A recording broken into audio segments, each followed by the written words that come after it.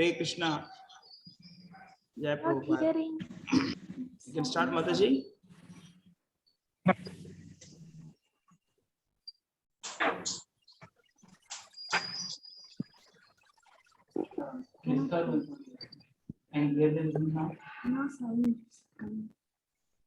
Mataji, we can start. Yes, Prabhu. Om Namo Bhagavate Vasudevaya. Om Namo Bhagavate Vasudevaya. Om Namo Bhagavate Vasudevaya. Om Ajnanatimirandasya Jnananjana Shalakaya Sakshurunmilitam Mena Tasmai Sri Gurave Namaha. Sri Chaitanya Manobishtam Sthapitam Yena Bhutale Swayam Rubhagadamahyam Datadi Swapadantikam Vandeham Sri Guru Sri Uttapadakkamalam Sri Gurun Vaishnavam Cha Sri Rupam Sagrajadam Sararagunatan Vidam Tam Sachivam Sadvaitam Savatutam Parijana Sagitam Krishna Chaitanya Devam Sri Radha Krishna Padan Salalita Sri Vishatan Vitam Cha He Krishna Karuna Sindhu Dheeravandhu Jagatpate Gopisha Gopika Radha Ganta Namostute Aptakanjana Gaurangi Radhe Manusudeti Namami Haripriye Vanchakalpatarubhyascha Kripa Sindhubhye Vasha Patitanam Pavanebhyo Vaishnavebhyo Namo Namaha Namo Vishnu Padaya Krishna Preshtaya Bhutale Srimate Bhakti Vedanta Swami Nidhi Namine Namaste Saraswati Devi Gauravani Pracharine Nirvishesha Sunyavadi Vaschara Deshadarine Jaya Sri Krishna Chaitanya Prabhu Nityananda Shri Advaita Gadadhara Shri Vasadi Gaurabhakta Vrinda Hare Krishna Krishna Krishna Hare Hare Hare Rama Rama Rama Hare Hare. Prabhu, can you on this light and Prabhupada light also? That Prabhupada light and this light. No, switch is there. Hare Krishna. We welcome everyone for today morning session. This week, Bhagavad Gita Saram lesson. So we could not have classes last week because of this Janmashtami festival. We apologize for it. എല്ലാവർക്കും സ്വാഗതം. കഴിഞ്ഞ class നമുക്ക് നടത്താൻ സാധിച്ചില്ല. ജന്മാഷ്ടമിയുടെ ആഘോഷങ്ങളുമായിട്ട് അത് സംബന്ധിച്ച് തിരക്കിലായിരുന്നു. അതിനാലാണ്. So 2 weeks back we have discussed what is the importance of spiritual life. കഴിഞ്ഞ ആഴ്ചയിൽ നമ്മൾ പറഞ്ഞത് എന്താണ് ആത്മീയമായിട്ടുള്ള ജീവിതത്തിന്റെ പ്രാധാന്യം എന്നുള്ളതിനെ കുറിച്ചാണ്. So that's what we saw last week, see that we also, I just want to give a small recap what we discussed 1 week before. കഴിഞ്ഞ ക്ലാസ്സിൽ നമ്മൾ എന്താണ് ചർച്ച ചെയ്തത് എന്നുള്ളതിന്റെ ഒരു ചെറിയ ഒരു എന്താണ് അത് ഒന്നുകൂടി ഒന്ന്.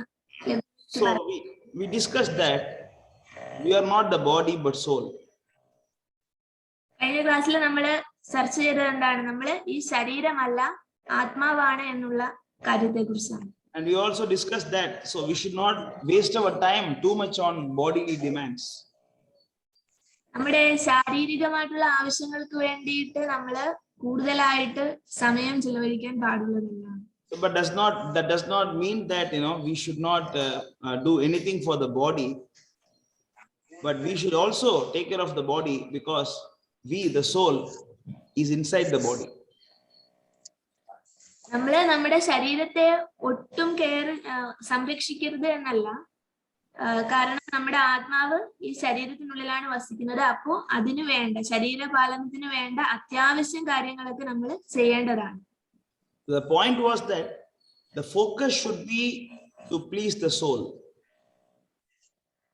നമ്മളെ ശരീരത്തിനെ സംരക്ഷിക്കുന്നതിന് വേണ്ടിയിട്ടുള്ള കാര്യങ്ങൾ ചെയ്യുകയാണെങ്കിൽ നമ്മുടെ ഫോക്കസ് നമ്മളെ ലക്ഷ്യമാക്കുന്നത് എന്ന് പറഞ്ഞാൽ നമ്മുടെ ആത്മാവിനെ സന്തോഷിപ്പിക്കുന്ന കാര്യങ്ങൾ ചെയ്യുക എന്നുള്ളത്. So that's what we discussed last week, and we also discussed that not only we are the soul, even the animals and plants, everything is soul. നമ്മൾ മാത്രമല്ല ആത്മാക്കള് എന്ന് പറയുന്നത്, ഈ ജന്തുക്കളും സസ്യങ്ങളും എല്ലാം ആ സസ്യശരീരത്തിലെല്ലാം എന്താണ്, ആത്മാക്കൾ തന്നെയാണ് ഉള്ളത്. Then we discussed that there is one beautiful sloka from Hitopanishad, that ahara nidra bhayamaitunamcha samanyametat pasudir naranam dharmo hi desham adhiko vishesh dharmena hina pasubir samana. It means that eating, sleeping, mating, defending, this four thing is common for humans and animals, but the advantage of human being is that dharma, the spiritual life. And if you don't take care of this dharma, then you are like animal. That's what we focused last week. കഴിഞ്ഞ ആഴ്ചയിൽ നമ്മൾ എന്താണ് പ്രധാനമായിട്ടും പറഞ്ഞത്, നമ്മുടെ ശരീരത്തിന്റെ ആവശ്യങ്ങൾ എന്ന് പറയുന്നത്, ശരീരത്തിന്റെ ആവശ്യങ്ങൾക്ക് വേണ്ടി ജീവിക്കുക എന്ന് പറഞ്ഞാല് ആഹാരം കഴിക്കുക, പ്രതിരോധിക്കുക, സ്വയം സംരക്ഷിക്കുക, പിന്നെന്താണ് ഇണചേരുക, ഇങ്ങനെയുള്ള കാര്യങ്ങളൊക്കെ എന്ന് പറയുന്നത് മനുഷ്യർക്കും മൃഗങ്ങൾക്കും തുല്യം, എല്ലാവർക്കും ഉള്ളതാണ്. മൃഗങ്ങളും അത് തന്നെയാണ് ചെയ്യുന്നത്. അപ്പോ മൃഗത്തിൽ നിന്നും മനുഷ്യനെ വ്യത്യസ്തമാക്കുന്നത് എന്താണ് എന്നാണ് പറഞ്ഞത്. So thus we concluded last week that the purpose of human life must be dharma. അപ്പോൾ നമ്മളെ കഴിഞ്ഞ ക്ലാസ്സിലെ നമ്മുടെ ഒരു കൺക്ലൂഷൻ എന്ന് പറയുന്നത് എന്തായിരുന്നു, മനുഷ്യ ജീവിതത്തിന്റെ ലക്ഷ്യം എന്ന് പറയുന്നത് ധർമ്മമാണ്. മനുഷ്യനെ ജന്തുവിൽ നിന്നും വ്യത്യസ്തമാക്കുന്നത് ധർമ്മമാണ്. So then at the end of the class there was a beautiful question was raised by one of a devotee here. കഴിഞ്ഞ ക്ലാസ്സിൽ ഒരു വ്യക്തി ഒരു ചോദ്യം ചോദിച്ചിട്ടുണ്ടായിരുന്നു. So here we are going to discuss about it, this whole class answering this question. കഴിഞ്ഞ ക്ലാസ്സിലെ ആ ചോദ്യത്തിനുള്ള ഉത്തരമാണ് ഇന്നത്തെ ക്ലാസ് മുഴുവൻ പറയാൻ പോകുന്നത്. So that person is here, the one who asked this question, is he here? അദ്ദേഹം ഇവിടെ ഉണ്ടോ? ആ ചോദ്യം ചോദിച്ച വ്യക്തി ഇവിടെ ഉണ്ടോ? Yes. Oh, what's your good name, Prabhu? Ratish. Good. So I mean, this is actually the continuation of last class. So that's what I did not explain last week, because it's a huge subject I want to cover for a whole session. So this is idea, this Bhagavad Gita Saramsam. The first thing we should understand that we are not the body, and second thing we should understand that we are soul, and third thing we should understand that pleasing the body and pleasing the soul is separate. Bhagavad Gita പഠിക്കുമ്പോൾ നമ്മൾ ആദ്യം മനസ്സിലാക്കേണ്ട കാര്യം നമ്മള് ശരീരമല്ല ആത്മാവാണ് എന്നുള്ളതാണ്. രണ്ടാമത്തെ കാര്യം that pleasing the soul and pleasing body is different. അപ്പോ ആത്മാവിനെ സന്തോഷപ്പെടുത്തുന്ന കാര്യവും ശരീരത്തെ സന്തോഷപ്പെടുത്തുന്ന കാര്യവും വ്യത്യസ്തമാണ് എന്നുള്ളത് മനസ്സിലാക്കുക. So what that please that soul is called dharma. ആത്മാവിനെ സന്തോഷിപ്പിക്കാൻ വേണ്ടി നമ്മൾ ചെയ്യുന്നത് എന്താണോ അതിനെയാണ് ധർമ്മം എന്ന് വിളിക്കുന്നത്. Yeah, but there are so many dharmas also there. There are varieties of dharma. ഇവിടെ പലതരത്തിലുള്ള ധർമ്മങ്ങളുണ്ട്. But there is something called paro dharma. ആ ധർമ്മങ്ങളിൽ നിന്നെല്ലാം വിഭിന്നമായിട്ടുള്ളതാണ് പരോധർമ്മം. So we will discuss all these things in this class today. ഇന്നത്തെ ക്ലാസ്സിൽ നമ്മൾ എന്താണ് ധർമ്മം, പരോധർമ്മം എന്നുള്ളതിനെ കുറിച്ച്. Dharma technically means your constitutional position. ധർമ്മം എന്ന് പറയുന്നത് നിങ്ങളുടെ യഥാർത്ഥമായിട്ടുള്ള അവസ്ഥയെയാണ് സൂചിപ്പിക്കുന്നത്, അവസ്ഥയെ കുറിച്ചാണ് പറയുന്നത്. To make it very simple to understand, we can say that the dharma for a cat is to eat what it's supposed to eat and make sound as it's supposed to make sound and live as it's supposed to live. That is that dharma of a cat. നമ്മളൊരു പൂച്ചയുടെ ജീവിതം ഉദാഹരണമായിട്ട് എടുക്കുകയാണെങ്കിൽ ആ പൂച്ചയുടെ ധർമ്മം എന്ന് പറയുന്നത് എന്താണ്, എന്തൊക്കെയാണ് അതിന് ആഹാരം കഴിക്കാൻ കിട്ടുന്നത് അതൊക്കെ കഴിക്കുക, എവിടെയെങ്കിലും കിടന്നുറങ്ങുക, അങ്ങനെ ശരീരത്തിന്റെ ആവശ്യങ്ങൾ എന്താണോ അതിനുവേണ്ടി മാത്രം ജീവിക്കുക. So that means, your natural position is called dharma. Your natural position. നമ്മുടെ സ്വാഭാവികമായിട്ടുള്ള അവസ്ഥ, അതിനെയാണ് ധർമ്മം എന്ന് വിളിക്കുന്നത്. It's like a cow. The dharma of a cow is to give milk, and dharma of a bull is to plow. ഒരു പശുവിന്റെ ധർമ്മം എന്ന് പറയുന്നത് എന്താണ്? പാല് തരിക എന്നുള്ളതാണ്. അതുപോലെ ഒരു കാളയുടെ ധർമ്മം എന്ന് പറയുന്നത് നിലമുഴുക എന്നുള്ളതാണ്. So likewise, actually, the human being dharma means, what is the actual position of the soul? ഒരു ഹ്യൂമൻ ബീയിങ്ങിന്റെ, ഒരു മനുഷ്യന്റെ ധർമ്മം എന്ന് പറയുന്നത് നമ്മുടെ ആത്മാവിന്റെ ശരിയായിട്ടുള്ള അവസ്ഥ എന്താണ് എന്ന് മനസ്സിലാക്കുക, അതാണ് ധർമ്മം. So we should understand what is our position, right? അതുകൊണ്ട് തന്നെ നമ്മുടെ ശരിയായിട്ടുള്ള ആ ഒരു അവസ്ഥ എന്താണ് എന്ന് തിരിച്ചറിയണം. So if you don't understand who we are, then we cannot get happiness. നമ്മുടെ ആ യഥാർത്ഥമായിട്ടുള്ള അവസ്ഥയെ നമ്മൾ തിരിച്ചറിയുന്നില്ല എങ്കിൽ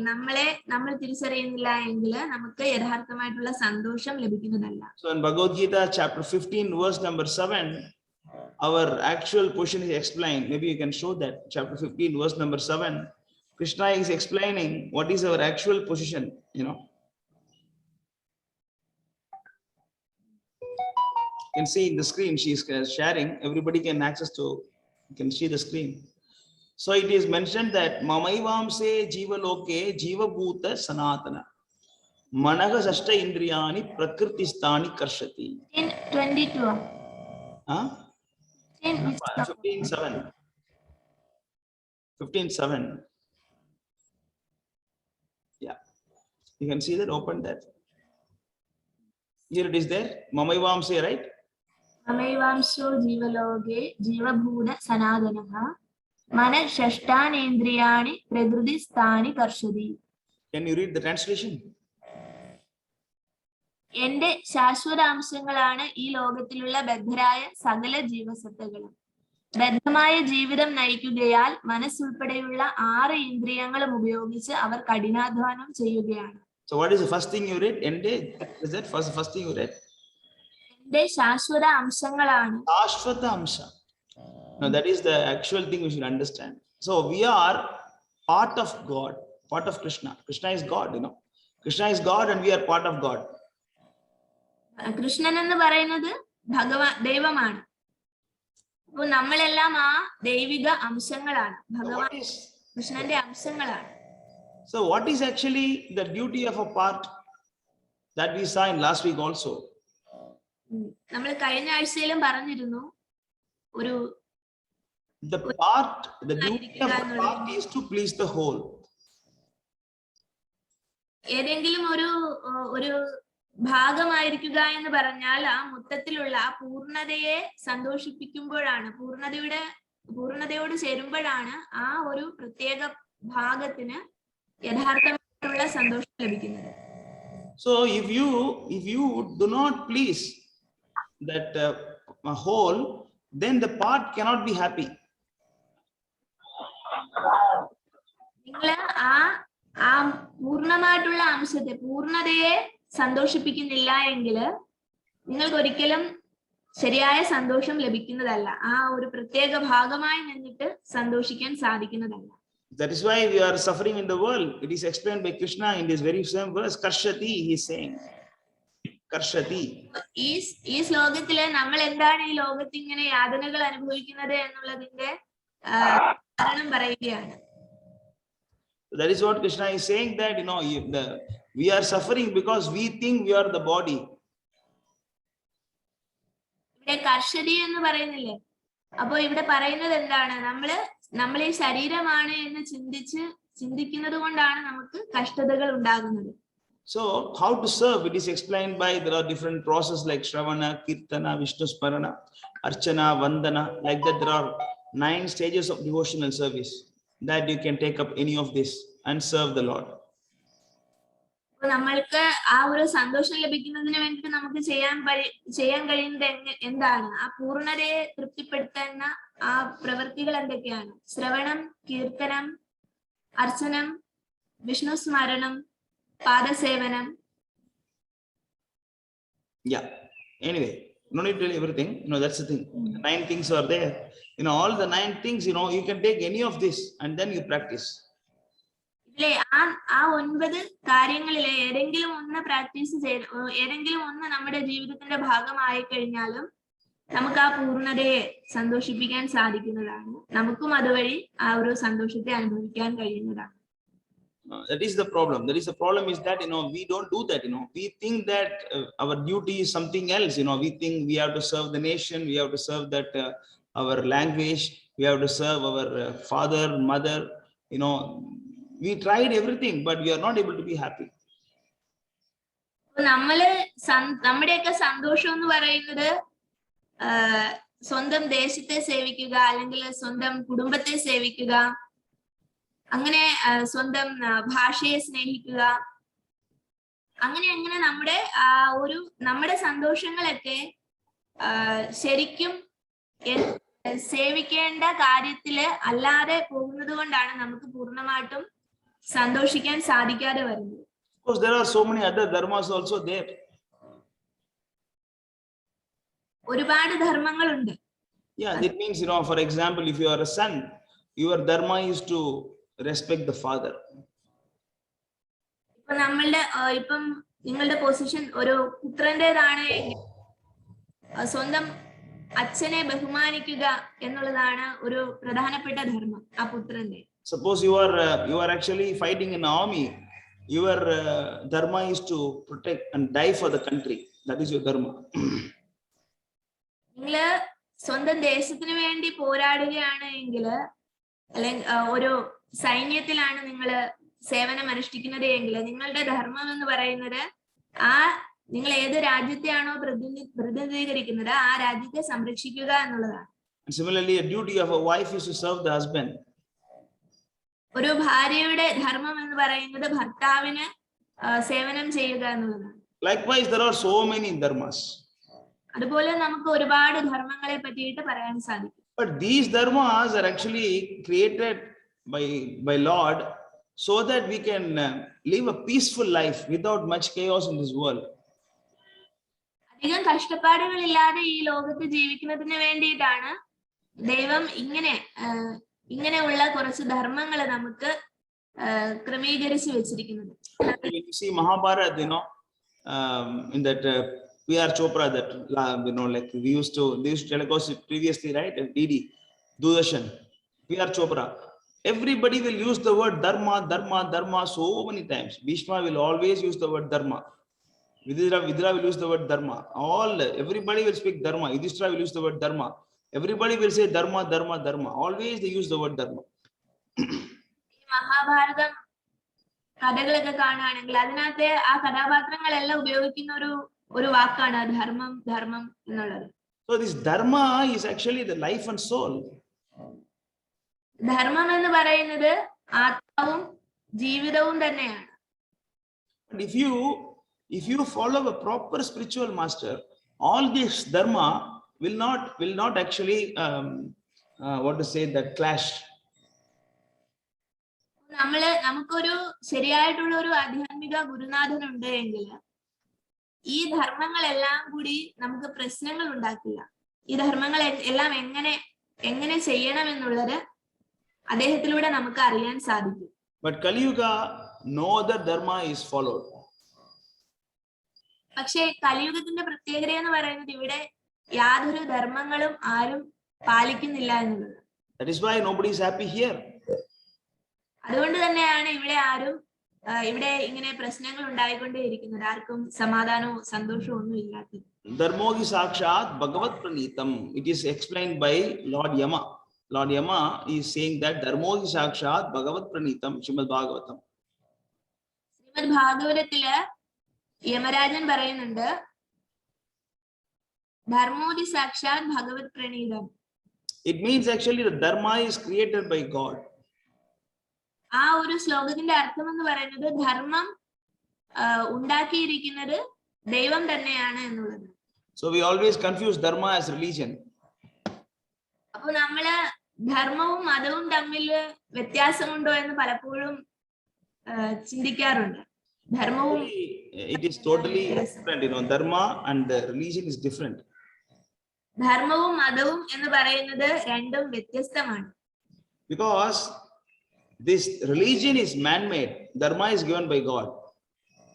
ധർമ്മത്തെ തന്നിരിക്കുന്നത് ദൈവമാണ്, ഭഗവാൻ തന്നെയാണ് ധർമ്മത്തെ തന്നിരിക്കുന്നത്. എന്നാൽ മതം എന്ന് പറയുന്നത് സൃഷ്ടിച്ചിരിക്കുന്നത് മനുഷ്യരാണ്. Just like this Hindu religion, there is no Hindu religion in the whole Vedic philosophy, Vedic literature, no Hindu religion. വേദസാഹിത്യത്തിൽ എവിടെയും ഹിന്ദു മതം എന്നൊരു പരാമർശമില്ല. Hindu, whatever we say Hindu, is actually originally it is called Sanatana Dharma. Hindu എന്ന് പറയുന്നത് കൊണ്ട് അർത്ഥമാക്കുന്നത് സനാതന ധർമ്മം പാലിക്കുന്ന. But it is not exactly same as what we follow as Hinduism today. പക്ഷെ ഹിന്ദു ഇപ്പോഴത്തെ ഹിന്ദു സമൂഹം പിന്തുടർന്നു വരുന്ന ആ ഒരു സംസ്കാരമല്ല യഥാർത്ഥമായിട്ടുള്ള സനാതന ധർമ്മം എന്ന് പറയുന്നത്. Now the main difference between that Sanatana Dharma and this present day Hinduism is that there is no Gurukul system here in this Hindu society. ഇപ്പോഴത്തെ ഹിന്ദു സമൂഹത്തിലുള്ള പ്രത്യേകത എന്ന് പറയുന്നത് ഇവിടെ ഒരു ഗുരുകുല സമ്പ്രദായം ഒന്നുമില്ല. Otherwise the gods are same, and then like the Vedas are same, literatures are same, and that too this is from Bharata Varsha, Bharata Bhumi.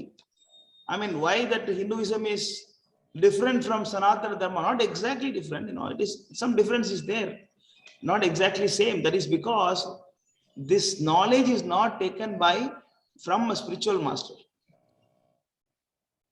ഈ ഒരു പ്രശ്നത്തിന്റെ കാരണം എന്ന് പറയുന്നത് നമ്മളുടെ അറിവ് വരുന്നത് ഒരു ആധികാരികമായ ഒരു സ്രോതസ്സിൽ നിന്നല്ല. എന്ന് പറഞ്ഞാൽ ആധികാരികമായ സ്രോതസ് എന്ന് പറഞ്ഞാല് നമുക്കൊരു ശരിയായിട്ടുള്ള ഒരു ആത്മീയ ഗുരുനാഥനിൽ നിന്നും ഹിന്ദു സമൂഹം അറിവ് സ്വീകരിക്കുന്നില്ല. എന്താണ് സനാതന ധർമ്മം എന്ന് മനസ്സിലാക്കുന്നില്ല.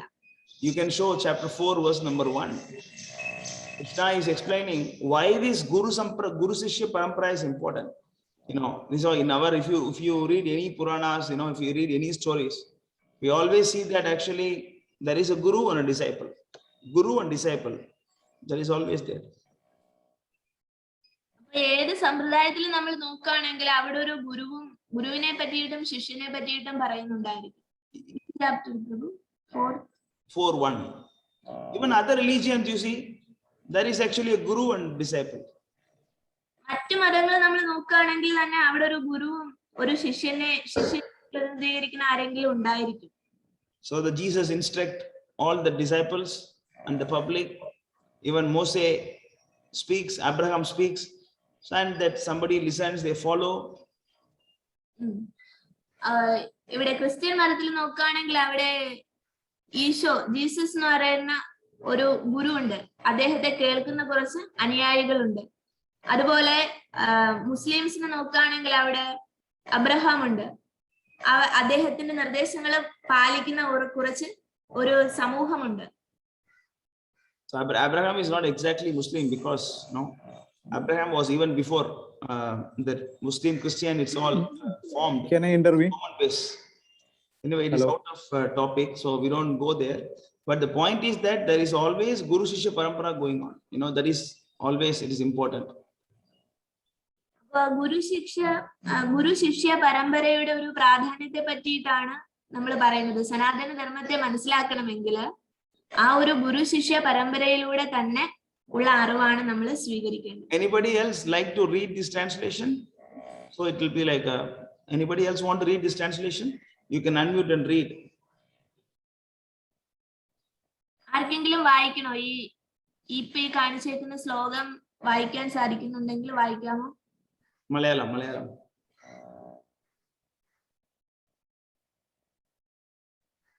Anybody want to read? വായിക്കാമോ? You can read others.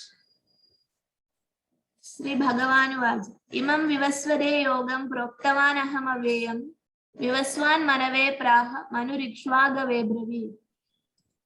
ഭഗവാൻ ശ്രീകൃഷ്ണൻ പറഞ്ഞു, സനാതനമായ ഈ യോഗത്തെ പണ്ട് ഞാൻ സൂര്യദേവനായ വിവസ്വാന് ഉപദേശിച്ചു.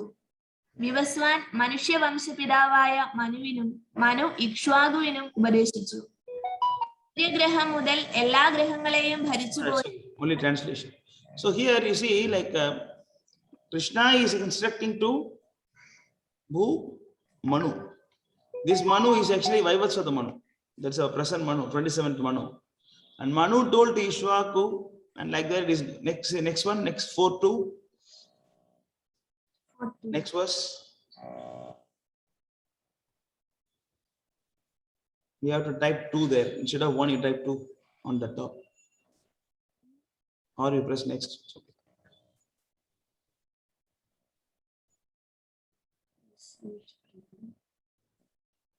Evam parampara praptam imam raja rishiye viduhu. Sakala neha mahadam. Press next. Yoganashta parantapa.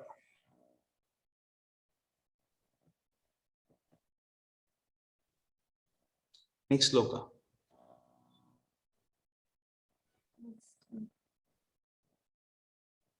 You type 2 there instead of that. BG 4/2. Correct. Okay. Read the translation.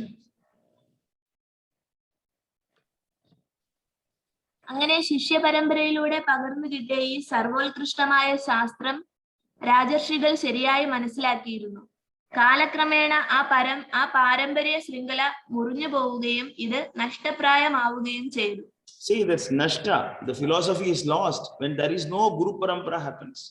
But in our Hindu society or even Christian society, Islam society, wherever you go, that parampara is lost. Nobody is actually giving importance to learn it from a proper guru.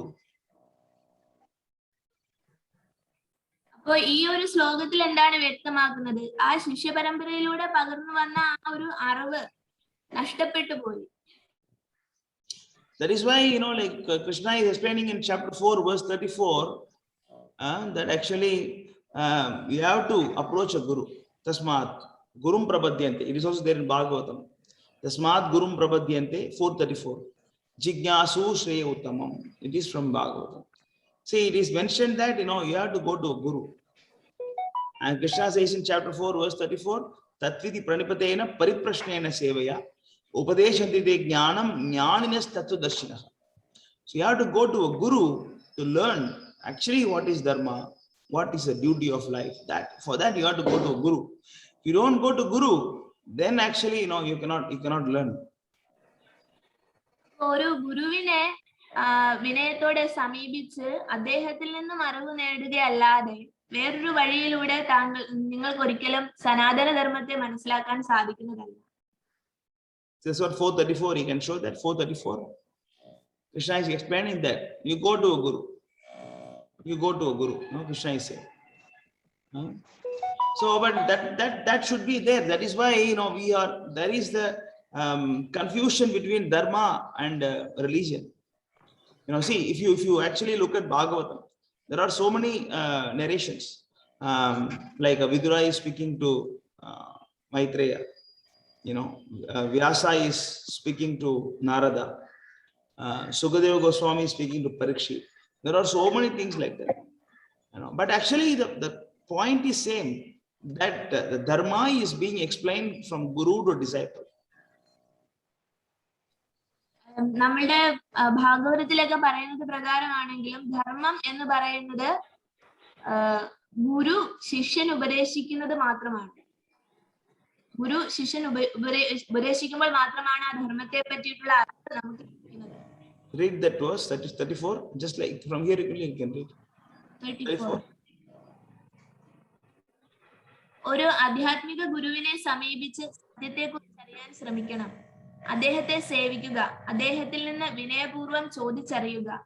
ആത്മസാക്ഷാത്കാരം ലഭിച്ച ഒരാൾ സത്യം കണ്ടറിഞ്ഞിരിക്കുകയാൽ അദ്ദേഹത്തിന് ജ്ഞാനോപദേശം ചെയ്യാൻ കഴിവുണ്ട്. So you have to go to a guru. Then next verse 35, you can say that. You see 35, what happens if you go to a guru? What happens if you go to a guru? Read that. ഒരു ഗുരുവിനെ സമീപിക്കുമ്പോൾ നമുക്ക് എന്താണ് ലഭിക്കുന്നത് എന്നുള്ളതാണ് ശ്ലോകം 35 പറയുന്നത്. ആത്മസാക്ഷാത്കാരം ലഭിച്ച വ്യക്തിയിൽ നിന്ന് യഥാർത്ഥ ജ്ഞാനം ഗ്രഹിച്ചു കഴിഞ്ഞാൽ നീ ഒരിക്കലും മായയ്ക്ക് അധീനനാവുകയില്ല. സർവ്വജീവികളും പരപുരുഷന്റെ അംശങ്ങളാണെന്നും അവ എന്റേതാണെന്നും നിനക്ക് സ്പഷ്ടമാവും. So what is mentioned? You understood? That actually then you understand that actually everything is within Krishna. Then you will not fall down. You will not fall down. Na punar moham. You will not fall down again. അപ്പോൾ മാത്രമാണ് വീണ്ടും ഈ ഭൗതിക ലോകത്തേക്ക് വീണു പോകാതിരിക്കുന്നത്. മായയിൽ പെട്ടുപോകാതിരിക്കണമെങ്കിൽ ആ ഗുരുവിൽ നിന്ന് തന്നെ ആത്മസാക്ഷാത്കാരം ലഭിച്ച ഒരു ഗുരുവിൽ നിന്ന് തന്നെ നമ്മൾ അറിവ് നേടണം. So if you see that the Sanskrit, it is mentioned that yajnatva na punarmoha. See, yajnatva, jnatva means knowing. Yajnatva means knowing this. Na punar, you will not be taken to illusion again. It means you will be actually in the light.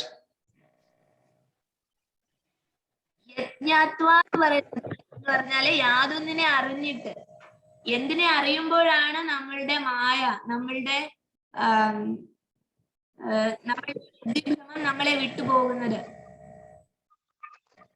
That's why we say that the Shastra mentioned that asatoma sadgamaya, tamasoma jyotirgamaya, mrityortma amritangamaya. It is mentioned in the Shastra. Asatoma sadgamaya means from asat you come to sat.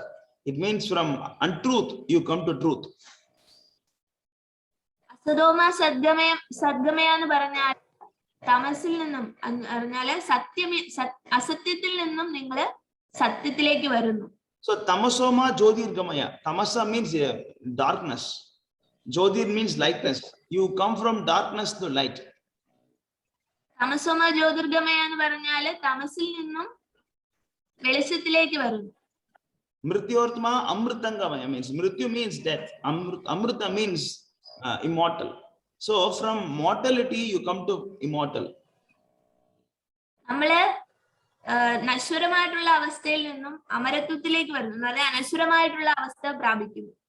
So all the demons, they wanted to be immortal, right? And here this sloka also says become immortal. Is it same? അപ്പോ നമ്മള്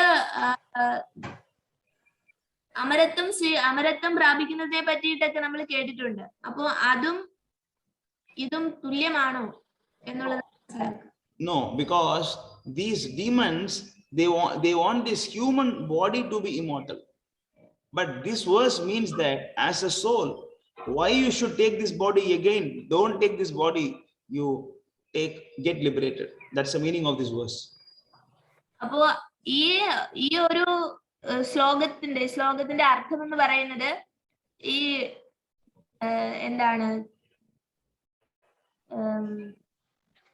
തമസിലുള്ള ആളുകൾ എന്ന് പറഞ്ഞാൽ demons എന്ന് പറഞ്ഞാൽ ഇത്തിരി പൈശാചികമായിട്ടുള്ള ആളുകൾ അമരത്വം പ്രാപിക്കുന്നതിന് വേണ്ടിയിട്ട് ഉള്ള പ്രവൃത്തികൾ ചെയ്യാറുണ്ട്. എന്ന് പറഞ്ഞാൽ ആ ശരീരത്തിനുള്ളിൽ തന്നെ നിലനിൽക്കുക എന്ന് പറഞ്ഞാൽ ശരിയായിട്ടുള്ള അനശ്വരത എന്ന് പറയുന്നത്, അമരത്വം എന്ന് പറയുന്നത് ആത്മാവിനുള്ളതാണ്. ആത്മാവ് ഈ ശരീരം സ്വീകരിക്കുമ്പോഴാണ് അതിന് ഈ നാശത്തിലൂടെ കടന്നു പോകേണ്ടി വരുന്നത്. ശരിക്കും ആത്മാവിന്റെ യഥാർത്ഥമായിട്ടുള്ള അവസ്ഥയില് അത് അനശ്വരമാണ്, അതൊരിക്കലും നശിക്കുന്നതല്ല. Because if you look at this Mahabharata, Ramayana and all those things, everybody, they are very much focused on dharma, that none of the dharma will clash each other.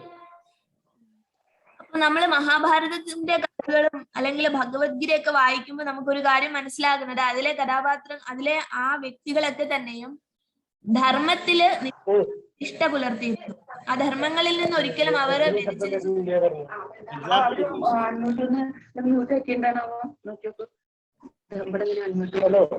Can everybody mute the mic?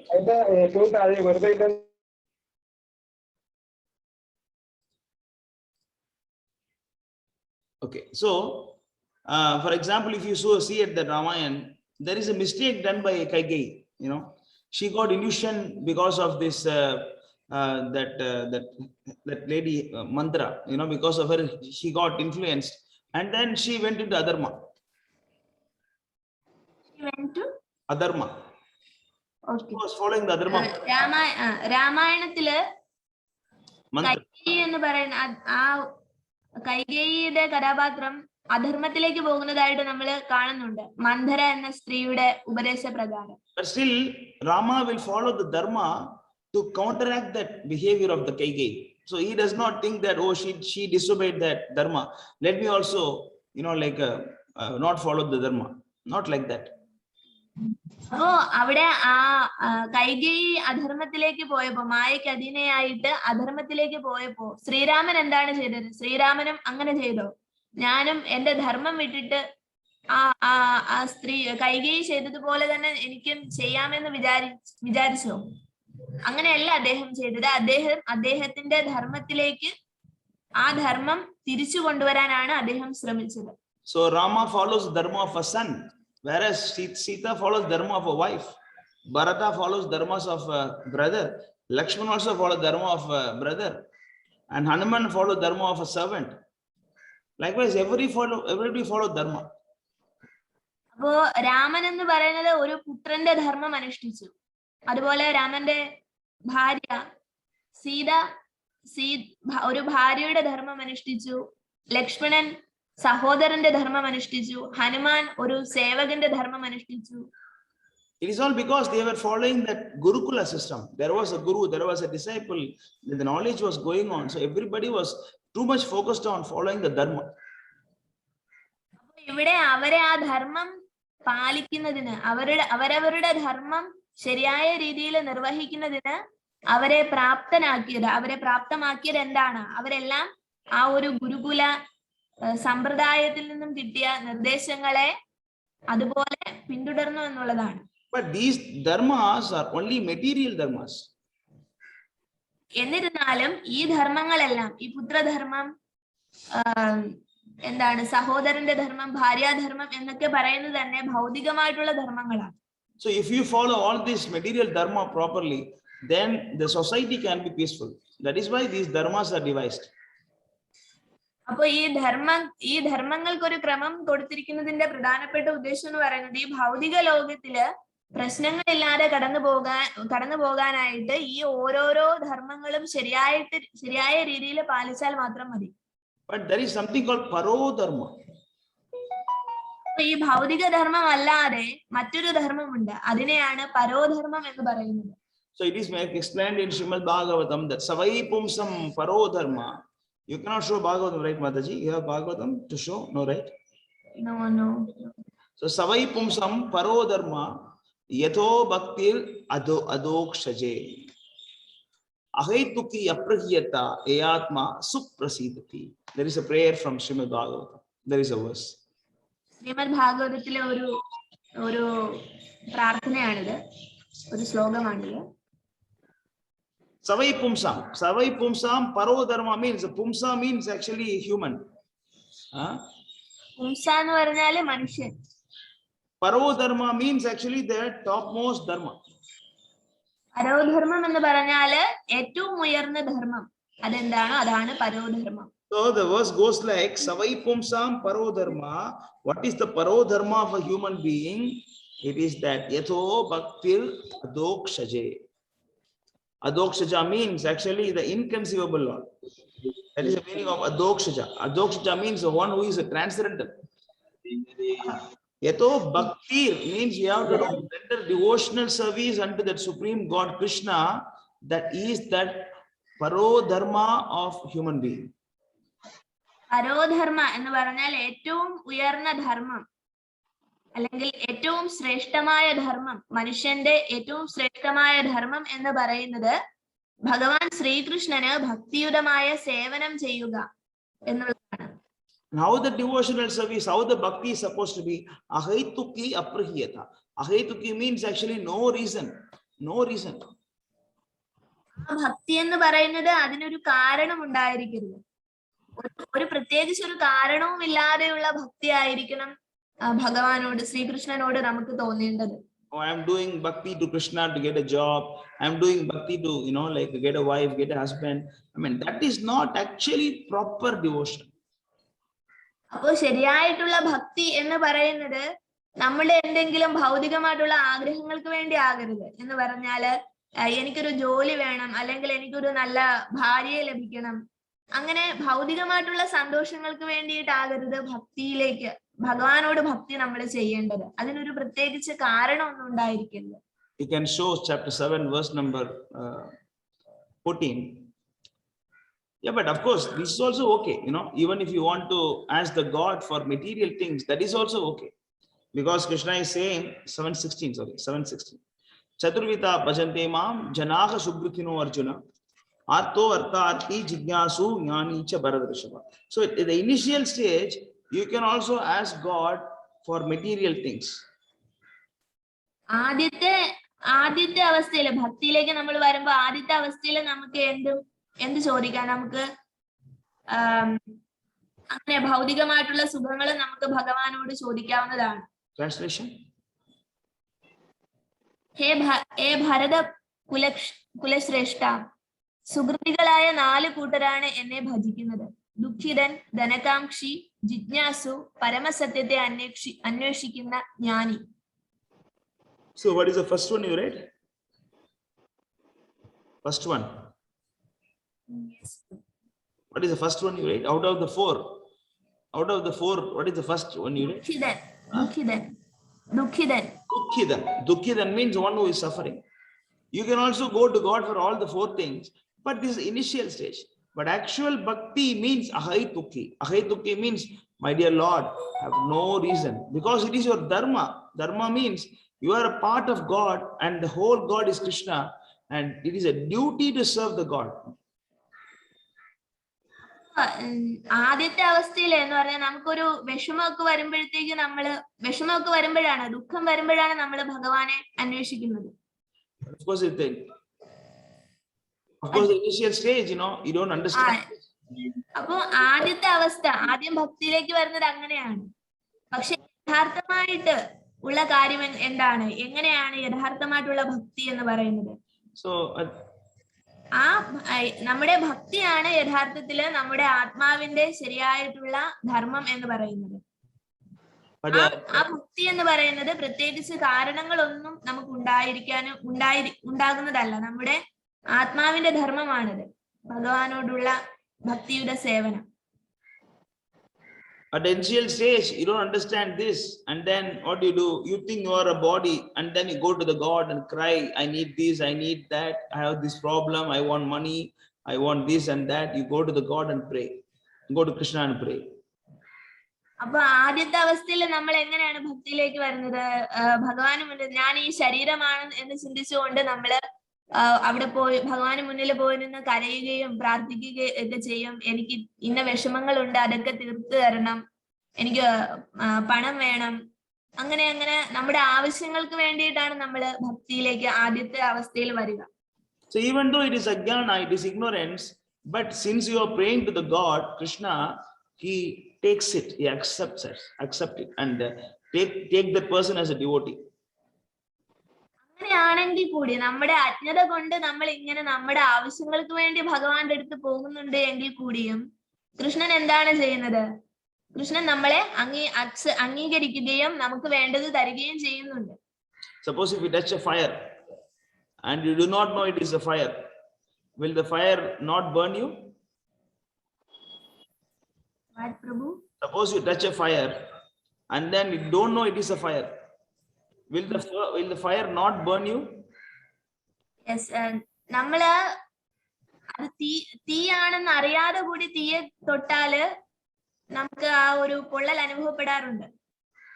And similarly, you are touching a sharp object and you do not know it will cut you, and will it stop cutting you or what? It will cut you, right? നമ്മൾ ഒരു മൂർച്ചയുള്ള പ്രതലത്തിൽ നമ്മൾ അറിയാതെ തന്നെ നമ്മളുടെ കൈ ഒന്ന് സ്പർശിച്ചാല് അവിടെ ആ ഒരു മുറിവുണ്ടാകുന്നുണ്ട്. പക്ഷെ നമുക്ക് അറിയില്ല എന്ന് വിചാരിച്ചിട്ട് ആ പ്രതലം നമ്മളെ നോപ്പിക്കാതിരിക്കുന്നില്ല.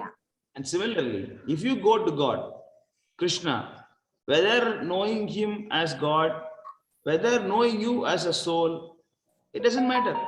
If you go to Krishna and he is going to take you as a devotee and give blessing. അപ്പോ നമ്മൾ അജ്ഞതയിലാണ് എങ്കിൽ കൂടിയും കൃഷ്ണൻ നമുക്ക് വേണ്ടതെല്ലാം ചെയ്തു തരുന്നുണ്ട്. But the mature spiritual life is that you are worshipping Krishna as a matter of duty, not for your needs. ഭക്തിയുടെ പരമമായിട്ടുള്ള അവസ്ഥ എന്ന് പറയുന്നത്, ഭക്തിയുടെ ശരിയായ തലം എന്ന് പറയുന്നത് നമ്മളുടെ ഭൗതികമായിട്ടുള്ള ആവശ്യങ്ങൾക്ക് വേണ്ടിയിട്ടല്ല കൃഷ്ണനെ നമ്മൾ സേവിക്കേണ്ടത്. That is why it is mentioned that ahaituki. Ahaituki means no reason why I should worship Krishna. There is no reason, because it is my duty to serve the Lord. അപ്പോ എനിക്ക് പ്രത്യേകിച്ച് ആവശ്യങ്ങളൊന്നും ഉണ്ടായിട്ടല്ല ഭഗവാനെ ഞാൻ സേവിക്കുന്നത്. എന്റെ ധർമ്മം അതാണ്. എന്റെ ആത്മാവിന്റെ ധർമ്മം എന്ന് പറയുന്നത് കൃഷ്ണന്റെ ഭക്തിയുടെ സേവനമാണ്. അങ്ങനെ അറിഞ്ഞിട്ടാണ് നമ്മൾ ഭക്തി ചെയ്യേണ്ടത്. Next thing is ahaituki. After ahaituki, aprahiyata. Aprahiyata means nothing can stop your spiritual life. അതുപോലെ തന്നെ അപ്രഹ്യത എന്ന് പറഞ്ഞാല് ഒന്നിനും ആ ഒരു ഭക്തിയിലേക്ക് നമ്മൾ വരുമ്പോ എന്ന് പറഞ്ഞാൽ നമ്മുടെ യഥാർത്ഥമായിട്ടുള്ള ധർമ്മത്തെ മനസ്സിലാക്കി ഭഗവാന്റെ ഭക്തിയുടെ സേവനത്തിലേക്ക് വരുമ്പോ ആ ആത്മീയ ജീവിതത്തെ ഒന്നിനും തടസ്സപ്പെടുത്താൻ സാധിക്കുന്നതല്ല. Sa Mahatma suprasidati. It is mentioned that that person is actually happy. അങ്ങനെ വരുന്ന എന്ന് പറഞ്ഞാൽ അഹൈതുകമായ ഭക്തിയോടുകൂടി ഭഗവാന്റെ അടുത്തേക്ക് വരുന്ന വ്യക്തി എപ്പോഴും യഥാർത്ഥമായിട്ടുള്ള സന്തോഷത്തിലായിരിക്കും. Normally people think that bhakti means you give up your happiness and become like a dumb man. ഭക്തി എന്ന് പറയുമ്പോൾ സാധാരണ ജനങ്ങൾ വിചാരിക്കുന്നത് എന്ന് പറഞ്ഞാൽ എല്ലാം ഉപേക്ഷിക്കുക, ഒന്നുമില്ലാത്ത ഒരു അവസ്ഥയിൽ ജീവിക്കുക, അങ്ങനെയൊക്കെയാണ് ഭക്തി എന്ന് പറഞ്ഞാൽ. It is not like that. It is mentioned അങ്ങനെയല്ല. Anandamayo Vyasat means the quality of the soul is to be happy. നമ്മുടെ ആത്മാവിന്റെ ശരിയായ സ്ഥാനം എന്ന് പറയുന്നത് എപ്പോഴും സന്തോഷത്തോടെ ഇരിക്കുക എന്നുള്ളതാണ്. So if you are not happy, it means you are not in the soul platform. You are in bodily conception. അപ്പൊ ഭക്തിയിൽ ഇരിക്കുമ്പോഴും നമ്മള് ആ ഒരു സന്തോഷത്തോടെ അല്ല ഇരിക്കുന്നത് എങ്കിൽ അത് അർത്ഥമാക്കുന്നത് ആത്മീയമായിട്ടുള്ള ഒരു അവബോധത്തിലല്ല, ശാരീരിക ബോധത്തിലാണ് താങ്കൾ എന്ന് മനസ്സിലാക്കുക. It is mentioned in Srimad Bhagavatam that fear comes for a person who identify himself with the body.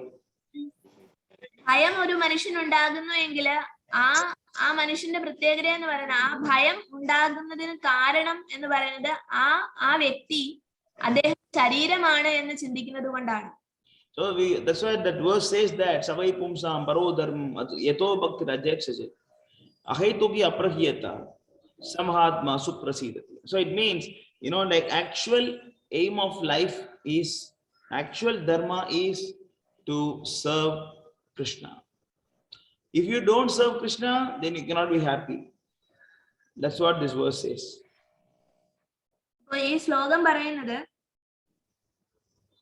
നമ്മുടെ ആത്മാവിന്റെ യഥാർത്ഥമായിട്ടുള്ള ധർമ്മം എന്ന് പറയുന്നത് ഭഗവാന് പരമാത്മാവിന് ഭക്തിയുടെ സേവനം ചെയ്യുക എന്നുള്ളതാണ്. അപ്പൊ അത് ചെയ്യുന്നില്ല എങ്കിൽ നമുക്ക് ഒരിക്കലും യഥാർത്ഥമായിട്ടുള്ള സന്തോഷത്തെ അനുഭവിക്കാൻ സാധിക്കുന്നതല്ല. So if there is a reason you cannot follow your material dharma because it is clashing with parodharma, then you cannot do both in some cases. അപ്പോൾ ചില അവസ്ഥകളില് നമ്മുടെ ഭൗതിക ധർമ്മവും നമ്മുടെ ആത്മാവിന്റെ ധർമ്മവും തമ്മില് പ്രശ്നങ്ങൾ ഉണ്ടാകാറുണ്ട്, കൊണ്ടുപോകാൻ സാധിക്കില്ല. Let me repeat it, before. Material dharma is dharma to father, mother, that husband. These are all material dharma. Actual dharma is to please the Lord, Krishna. ഭൗതികമായിട്ടുള്ള ധർമ്മം എന്ന് പറയുന്നത് നമ്മുടെ ഭൗതികമായിട്ടുള്ള ബന്ധങ്ങളിൽ പെട്ടുകിടക്കുമ്പോൾ നമുക്ക് അവിടെ പാലിക്കേണ്ട ധർമ്മങ്ങള്, പുത്രന്റെ ധർമ്മം, ഒരു പിതാവിന്റെ ധർമ്മം, അല്ലെങ്കിൽ മാതാവിന്റെ ധർമ്മം, ഭാര്യയുടെ ധർമ്മം, സഹോദരന്റെ ധർമ്മം, അങ്ങനെയാണ് ആ ഭൗതികമായിട്ടുള്ള ധർമ്മങ്ങൾ. എന്നാല് ശരിയായിട്ടുള്ള ആത്മാവിന്റെ ധർമ്മം എന്ന് പറയുന്നത് ഭഗവാന്റെ ഭക്തിയുടെ സേവനത്തിൽ ഏർപ്പെടുക എന്നുള്ളതാണ്. So if you, as I told before, if you follow proper guru and sadhu shastra guru, and there will not be any clash. അപ്പൊ ഈ ഭൗതിക ധർമ്മവും ആത്മാവിന്റെ ധർമ്മവും തമ്മില് ഒരു പ്രശ്നങ്ങളും ഉണ്ടാകില്ല എപ്പോൾ നമ്മൾ ഒരു ഗുരുവിന്റെ നിർദ്ദേശത്തെ പിന്തുടരുകയാണെങ്കിൽ. But in Kali Yuga everything is mess. അപ്പോ ഈ കലിയുഗത്തിന്റെ പ്രത്യേകത എന്ന് പറയുന്നത് ആ ആത്മീയ ധർമ്മവും ഭൗതിക ധർമ്മവും തമ്മില് ഒരുമിച്ച് പോകുന്നില്ല. Even your material dharma will clash each other. ഈ രണ്ട് ധർമ്മങ്ങളും തമ്മിൽ പ്രശ്നങ്ങൾ ഉണ്ടായിക്കൊണ്ടേയിരിക്കുകയാണ്. For example, a son must take care of the mother and husband must take care of the wife. ഒരു പുത്രൻ എപ്പോഴും തന്റെ അമ്മയെ സംരക്ഷിക്കണം. ഭർത്താവ് എപ്പോഴും തന്റെ ഭാര്യയെ സംരക്ഷിക്കണം. But in Kali Yuga, mother-in-law and daughter-in-law fighting like dogs and cats. കലിയുഗത്തിന്റെ പ്രത്യേകത എന്ന് പറയുന്നത് മക്കളും മരുമക്കളും ഒക്കെ തമ്മില്, മകളും മരുമക്കളും ഒക്കെ തമ്മില് അങ്ങനെ എപ്പോഴും കലഹങ്ങളാണ്. So which dharma that guy can follow? Whether he can follow the putra dharma or actually a pati dharma? അപ്പോ ഒരു പുത്രന്റെ ധർമ്മമാണോ ഒരു ഭർത്താവിന്റെ ധർമ്മമാണോ നിങ്ങൾക്ക് ഫോളോ ചെയ്യാൻ സാധിക്കുക? അങ്ങനെയുള്ള പ്രശ്നങ്ങൾ ഉണ്ടാകുന്നു. So what he decide is, I don't follow any dharma. That's what happens. അപ്പൊ നമ്മൾ എന്താണ് തീരുമാനിക്കുന്നത്? ഞാന് ഒരു ധർമ്മവും ഫോളോ ചെയ്യുന്നു, ഒരു ധർമ്മവും ഞാൻ പിന്തുടരുന്നില്ല അങ്ങനെ ഒരു തീരുമാനത്തിൽ എത്തേണ്ടി വരുന്നു. So when there is a clash between your material dharma and paro dharma, what you have to do? അപ്പോ ഭൗതികമായിട്ടുള്ള ധർമ്മവും പരോധർമ്മവും തമ്മിൽ ഒരു പ്രശ്നം ഉണ്ടാകുന്നു എങ്കിൽ, ഇതിൽ ഏതെങ്കിലും ഒന്നേ നടക്കുള്ളൂ എങ്കിൽ നിങ്ങൾ എന്താണ് ചെയ്യുന്നത്? We will see some example from Puranas. ഇതിന് നമുക്ക് പുരാണങ്ങളിൽ നിന്ന് ചില ഉദാഹരണങ്ങൾ നോക്കാം. See, Rama is a righteous brother. So it was easy for Lakshmana to follow his brother dharma, dharma as a brother. Raman എന്ന് പറയുന്നത് ഏറ്റവും നല്ല ഒരു ഉദാഹരണമാണ്, ഏറ്റവും നല്ലൊരു സഹോദരനുള്ള ഒരു ഉദാഹരണമാണ് രാമൻ. അതുകൊണ്ട് തന്നെ ലക്ഷ്മണന് രാമന്റെ കാലടികളെ പിന്തുടരുക എന്ന് പറയുന്നത് സഹോദരന്റെ ധർമ്മം, അത് ശരിയായിട്ടുള്ള ധർമ്മം അനുഷ്ഠിക്കുന്നതിന് സഹായിക്കുന്നതായിരുന്നു. But Ravana is a demon. Vibhishan cannot follow dharma. പക്ഷേ മറ്റു രണ്ട് സഹോദരങ്ങളെ എടുക്കുകയാണെങ്കിലോ, രാവണനും വിഭീഷണനും, രാവണൻ ധർമ്മം നല്ല രീതിയിൽ അനുഷ്ഠിക്കുന്ന ഒരു വ്യക്തിയല്ല. അപ്പോ വിഭീഷണന് രാവണനെ പിന്തുടരാൻ സാധിക്കുമായിരുന്നില്ല. So Vibhishan was caught in a position that either he has to follow paro dharma, that is Rama is supreme God, he is standing in front and his brother is telling kill the Rama. So he is supposed to please the Lord, but the brother instead kill the Rama, kill the God. So either he can follow his paro dharma to serve Ramachandra or kill Rama and follow his material dharma as a brother. Which one he has to follow now? അപ്പോ ഇവിടെ ഒരു സാഹചര്യം ഉണ്ടായിട്ടുണ്ട്. എന്താണ്? വിഭീഷണനോട് രാവണൻ പറയുകയാണ് രാമനെ കൊല്ലുക എന്നുള്ളത്. പരമാത്മാവായിട്ടുള്ള ശ്രീരാമനാണ് മുന്നിൽ നിൽക്കുന്നത്.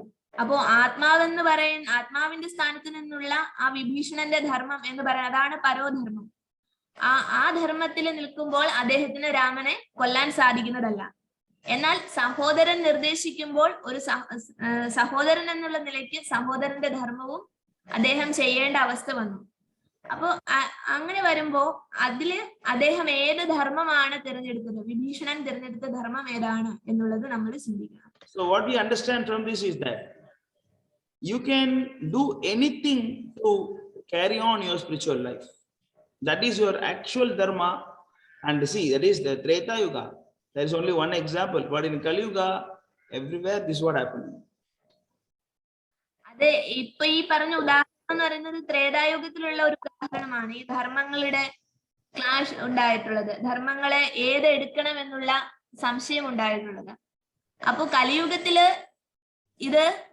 ഈ ഒരു സംശയം എന്ന് പറയുന്നത് ഒരുപാട് ഉണ്ടാകുന്ന ഒരു കാലഘട്ടമാണ്. അപ്പൊ നമ്മൾ എന്താണ് ചെയ്യേണ്ടത്? ആത്മാവിന്റെ ധർമ്മം, പരമധർമ്മം എന്താണോ അതിന് മുൻഗണന കൊടുക്കുക, അതാണ് ചെയ്യേണ്ടത്. Maybe we can argue that Vibhishan was wrong. Somebody can try to argue Vibhishan was wrong. He just betrayed his brother. Somebody can argue like that. ഇവിടെ മറ്റൊരു എതിർവാദം ഉണ്ടാകാനുള്ള സാധ്യതയുണ്ട്. എന്താണ്?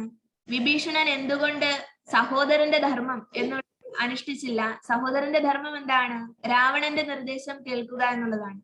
അത് വിഭീഷണൻ ചെയ്തില്ല. എന്തുകൊണ്ട് എന്നുള്ള ഒരു ചോദ്യം ഉണ്ടാകാനുള്ള സാധ്യതയുണ്ട്.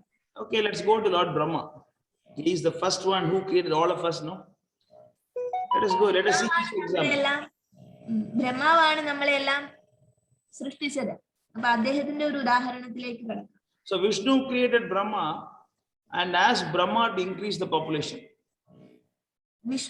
മഹാവിഷ്ണു ബ്രഹ്മാവിനെ സൃഷ്ടിച്ചിട്ട് അദ്ദേഹത്തിനോട് പറഞ്ഞു, ജനസംഖ്യ കൂട്ടാൻ പറഞ്ഞു. So he started creating the great personalities first.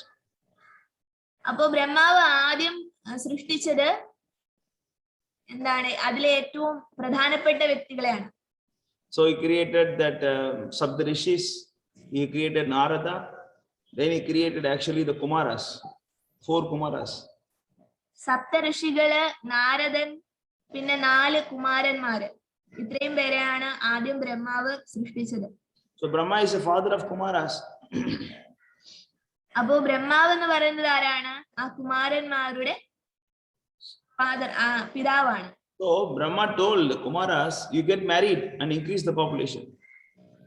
അപ്പോ ബ്രഹ്മാവ് എന്താണ് ആ കുമാരന്മാരോട് പറഞ്ഞത്? നിങ്ങള് വിവാഹം കഴിച്ചിട്ട് ജനസംഖ്യ വർദ്ധിപ്പിക്കൂ എന്ന് പറഞ്ഞു.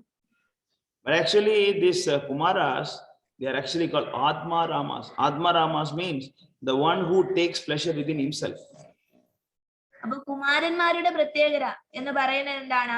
അവരുടെ ആത്മാവിൽ നിന്ന് ആത്മാരാമന്മാരാണ്. ആത്മാരാമന്മാരെന്ന് പറഞ്ഞാൽ ആത്മാവിൽ നിന്ന് തന്നെ അവരെപ്പോഴും സന്തോഷിച്ചുകൊണ്ടിരിക്കുന്നവരാണ്. They don't see the body, they don't even understand they are within the body. They are always living in the soul platform. Thus, they are not interested in all these material affairs. അതുകൊണ്ട് തന്നെ ആ കുമാരന്മാരുടെ ചിന്താതലം എന്ന് പറയുന്നത് എപ്പോഴും അവർ ആത്മാവാണ് എന്നുള്ള ഒരു ചിന്തയാണ്. അവരൊരിക്കലും ഞാൻ ശരീരമാണ് എന്ന് പറയുന്ന മലിനമായിട്ടുള്ള ബോധത്തിലോട്ട് പോകുന്നില്ല. അതുകൊണ്ട് ഭൗതികമായിട്ടുള്ള ജീവിതത്തെ ആസ്വദിക്കാനുള്ള ഒരു ആഗ്രഹവും അവർക്കുണ്ടാകുന്നില്ല. So they disobeyed the father. They said, we are not getting married. We just want to serve Lord Krishna. അപ്പോ അതുകൊണ്ട് തന്നെ എന്താണ് അവരുടെ ആ ആത്മീയ തലത്തില് അവരുടെ ഉള്ളത് കൊണ്ട് തന്നെ അവര് നിലനിൽക്കുന്നത് ആ ആത്മീയമായ ചിന്തയിൽ ആയതുകൊണ്ട് തന്നെ അവരെന്താണ് പറഞ്ഞത്? ആ കുമാരന്മാര് തന്റെ പിതാവിനെ നിഷേധിച്ചു. ഞങ്ങൾക്ക് ഭഗവാൻ കൃഷ്ണനെ ആരാധിക്കും, കൃഷ്ണന്റെ സേവനത്തിൽ മുഴുകുക എന്നുള്ളത് മാത്രമാണ് ഞങ്ങൾക്ക് ചെയ്യാനുള്ളത് എന്ന് പറഞ്ഞു. It means actually they broke the dharma towards the father to carry on their parodharma to please Krishna. അപ്പൊ ഇവിടെയും ഒരു ധർമ്മത്തിന്റെ ലംഘനമാണ് നമ്മൾ കാണുന്നത്.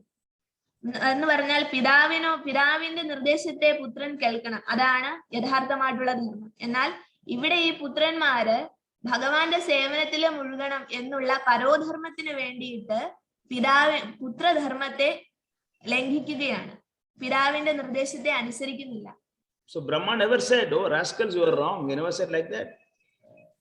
He did not say anything. പക്ഷെ ആ പിതാവ് എന്താണ് ചെയ്തത്? ബ്രഹ്മാവ് എന്താണ് പറഞ്ഞത്? എന്താണ് നിങ്ങൾ ചെയ്യുന്നത് തെറ്റാണ് എന്ന് ഒരിക്കലും മക്കളോട് പറഞ്ഞിട്ടില്ല. Correct. So that is what you understand, that your actual duty is to please the Lord. But if you are in the bodily conception, then you can carry on the other dharmas. But the real aim is the parodharma, to please Krishna. അപ്പൊ ഈ ഉദാഹരണങ്ങളിലൂടെ നമുക്ക് മനസ്സിലാകുന്നത് എന്താണ്? നമ്മുടെ യഥാർത്ഥമായിട്ടുള്ള ധർമ്മം എന്ന് പറയുന്നത് പരോധർമ്മം അനുഷ്ഠിക്കുക എന്നുള്ളതാണ്. പക്ഷെ നമ്മളുടെ ചിന്തകൾ നമ്മുടെ ശരീരബോധത്തിലാണ്. നമ്മൾ ശരീരബോധത്തിലാണ് എങ്കിൽ നമ്മളുടെ ശാരീരികമായിട്ടുള്ള ധർമ്മങ്ങൾ അനുഷ്ഠിക്കുക. When you go to chapter 18, verse 66, that is what Krishna is saying in Bhagavada. Sarvadharman parityacha mamekam saranam vraja aham tvam sarvabhavepyo mokshayikshami ma suchaha. It's a famous verse, Many of you will know this verse. Sarvadharman paritya. Paritya means you give up. Paritya means you give up. Sarvadharman paritya, you can give up all the religion for what? Mamekam saranam vraja, to surrender to me. If you have to surrender to me, then we can give up all the religion, all the dharmas. Read that translation. സർവധർമ്മങ്ങളെയും ത്യജിച്ച് എന്നിൽ ശരണം തേടുക. ഞാൻ നിന്നെ സകല പാപ പ്രതികരണങ്ങളിൽ നിന്ന് മോചിപ്പിക്കാം. ഭയപ്പെടേണ്ട. See, that is actually the conclusion of Bhagavad Gita. After that, there is only 12 verses. There is only the concluding prayers. Otherwise, this is the end of Bhagavad Gita. Krishna's final instruction is that you give up all the allegiance and surrender only to me. ഭഗവത്ഗീതയുടെ ഒരു പരിസമാപ്തി ഇങ്ങനെയാണ്. അവസാന ശ്ലോകം എന്ന് തന്നെ പറയാം. അതാണ് ശ്ലോകം 26. 18-ാം അധ്യായത്തിലെ ശ്ലോകം 66 അവസാനത്തെ നിർദ്ദേശം. ഭഗവാൻ കൃഷ്ണൻ സർവധർമ്മങ്ങളെയും ത്യജിച്ച് എന്നിൽ ശരണം തേടുക. ഞാൻ നിന്നെ സകല പാപ പ്രതികരണങ്ങളിൽ നിന്ന് മോചിപ്പിക്കാം. ഭയപ്പെടേണ്ട. That if you see the Sanskrit of this verse, it is mentioned that Mam Ekam. Ekam means one. Mam Ekam Saranam means you surrender only to me. There is no second option. Can I surrender to him? Can I surrender to her? No. Only to him. In that case, he can give all the dharmas. ഇവിടെ മാമേകം എന്ന് പറയുന്ന വാക്ക് നിങ്ങൾ ശ്രദ്ധിക്കുക. മാമേകം എന്ന് പറഞ്ഞാൽ എന്നെ മാത്രം ശരണം പ്രാപിക്കുക എന്നാണ് പറഞ്ഞത്. Okay, that's what So that's what is all a basic introduction about dharma. Of course, there are so many things in Bhagavatam, but it's not there in Malayalam, so I cannot show all these verses. About dharma, there is a big talk by Yamadharmaraj. He spoke to his disciples, his followers, Yamakinkaras. One full chapter is there. ഭാഗവതത്തില് യമരാജാവ് ധർമ്മത്തെ പറ്റിയിട്ട് വിശദീകരിക്കുന്നുണ്ട്. അതൊരു വലിയ ഒരു അധ്യായം തന്നെയാണ്. നമുക്കിപ്പോ ആ ഒരു മലയാളം ഭാഗം ഇല്ലാത്തത് കൊണ്ട് അതിനെ പറ്റിയിട്ട് പറയുന്നു. So this is actually all about dharma. As a summary, dharma is your actual position. Actual position of the soul is part of super soul, who is Krishna. It means the duty of the soul is to serve the God. അപ്പോ ഇതാണ് ശരിയായിട്ടുള്ള ധർമ്മത്തെ പറ്റിയിട്ട് പറയുന്ന ഒരു ഭാഗം അവസാനിക്കുകയാണ്. ധർമ്മം എന്ന് പറയുന്നത് എന്താണ്? പരമാത്മാവാണ് ശ്രീകൃഷ്ണനാണ് പരമാത്മാവ്. ആ ശ്രീകൃഷ്ണൻ പരമാത്മാവിന്റെ അംശമാകയാൽ നമ്മൾ ജീവാത്മാക്കളുടെ എല്ലാം ധർമ്മം എന്ന് പറയുന്നത് ശ്രീകൃഷ്ണന്റെ ഭഗവാൻ പരമാത്മാവിന്റെ സേവന കർമ്മത്തിൽ ഏർപ്പെടുക എന്നുള്ളതാണ് നമ്മുടെ ധർമ്മം. Then we also saw that there are some material dharmas, and if there is a clash between spiritual and material dharma, then you give up material dharma and be focused on your spiritual dharma, actual dharma. അപ്പോ രണ്ടാമത് പറഞ്ഞ കാര്യം എന്താണ്? പരോധർമ്മവും നമ്മുടെ ഭൗതികമായിട്ടുള്ള ധർമ്മവും തമ്മിൽ എന്തെങ്കിലും ഒരു പ്രശ്നം ഉണ്ടാവുകയാണെങ്കിൽ, ഏത് തിരഞ്ഞെടുക്കണം എന്നുള്ള ഒരു സംശയം ഉണ്ടാവുകയാണെങ്കിൽ നമ്മൾ എന്താണ് തിരഞ്ഞെടുക്കേണ്ടത്? ആത്മാവിന്റെ ധർമ്മം. നമ്മുടെ പരോധർമ്മം എന്താണോ അത് തിരഞ്ഞെടുക്കുക എന്നുള്ളത് മനസ്സിലായി. So we also saw that the religion and dharma are different. അതുപോലെ തന്നെ നമ്മളിവിടെ വിശദീകരിച്ചത് എന്താണ്? മതവും ധർമ്മവും രണ്ടാണ് എന്ന് പറഞ്ഞു. Then we also saw that to understand dharma, you need a guru's mercy. അപ്പോ നമ്മുടെ ശരിയായ ധർമ്മത്തെ മനസ്സിലാക്കണമെങ്കിൽ ഗുരു കൃപ അത് കൂടിയേ തീരൂ എന്ന് നമുക്ക് മനസ്സിലായി. Without guru, you cannot go to God, Krishna. അപ്പോ ഗുരുവിന്റെ സഹായം ഇല്ലാതെ നമുക്കൊരിക്കലും കൃഷ്ണനെ സമീപിക്കാൻ സാധിക്കുന്നതല്ല. Especially in Kali Yuga. പ്രത്യേകിച്ചും ഈ യുഗത്തിന്റെ പ്രത്യേകതയാണ് ഇത്. കലിയുഗമാണ്. So any questions or comments from today's verse? എന്തെങ്കിലും ചോദ്യങ്ങൾ ചോദിക്കാനുണ്ടെങ്കിൽ Unmute yourself and ask question. എല്ലാവരും അൺമ്യൂട്ട് ചെയ്തിട്ട് ചോദ്യങ്ങൾ ചോദിക്കാം.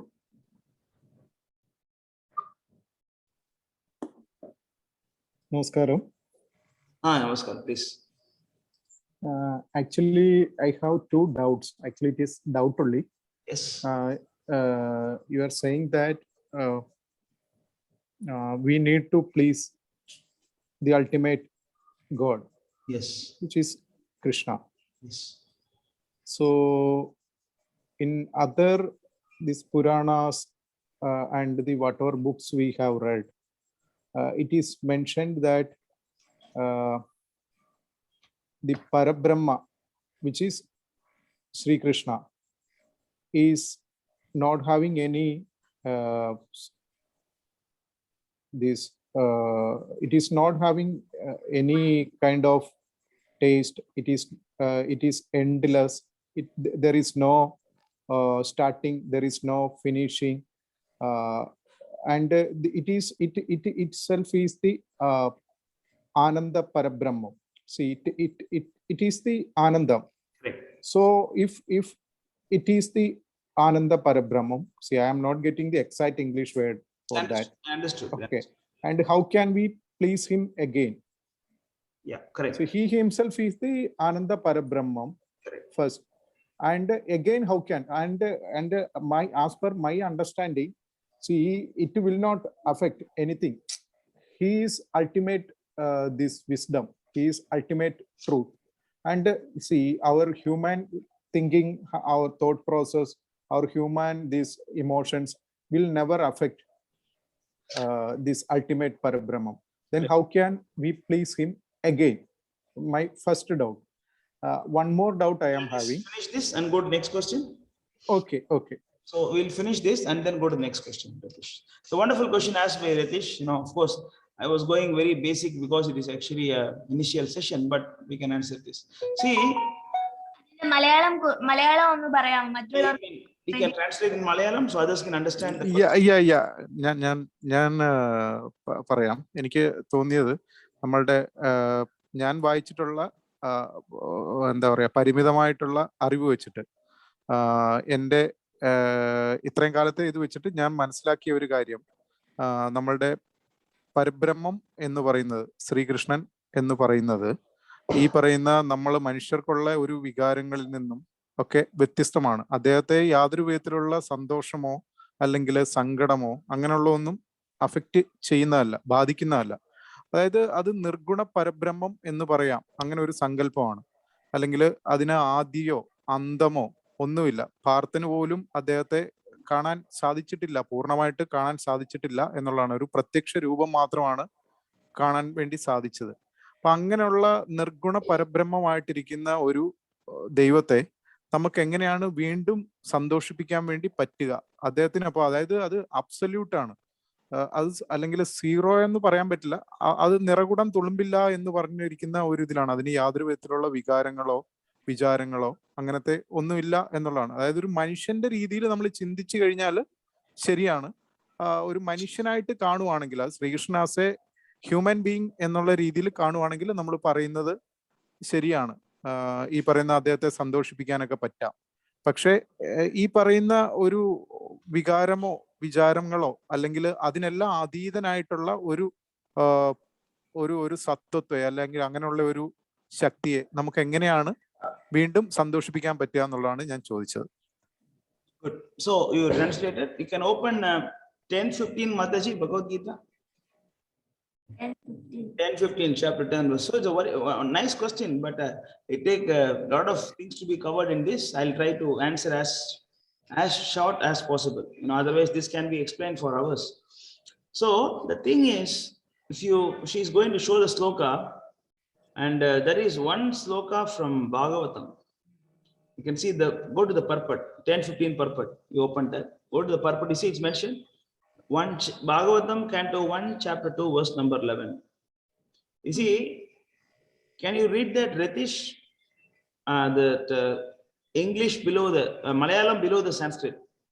Can you read that, Ratish? Yes, I'm doing it. ഹേ പുരുഷോത്തമ, സർവഭൂതങ്ങൾക്കും ഉൽപ്പത്തി സ്ഥാനവും ദേവന്മാർക്ക് ദേവനുമായ ഭഗവാനെ. Jagadish. Not that one. You see that there is one sloka below that in Srimad Bhagavatam 1-11. Vadanti tat tattvavidas tattva, right? Vadanti tat. Okay. Read below. Vadanti tattvatva vidastva tvam യജ്ഞാന.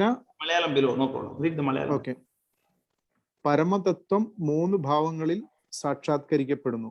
വ്യക്തി ശൂന്യ ബ്രഹ്മം, സ്ഥാനീയ പരമാത്മാവ്, അന്തിമമായി ഭഗവാൻ.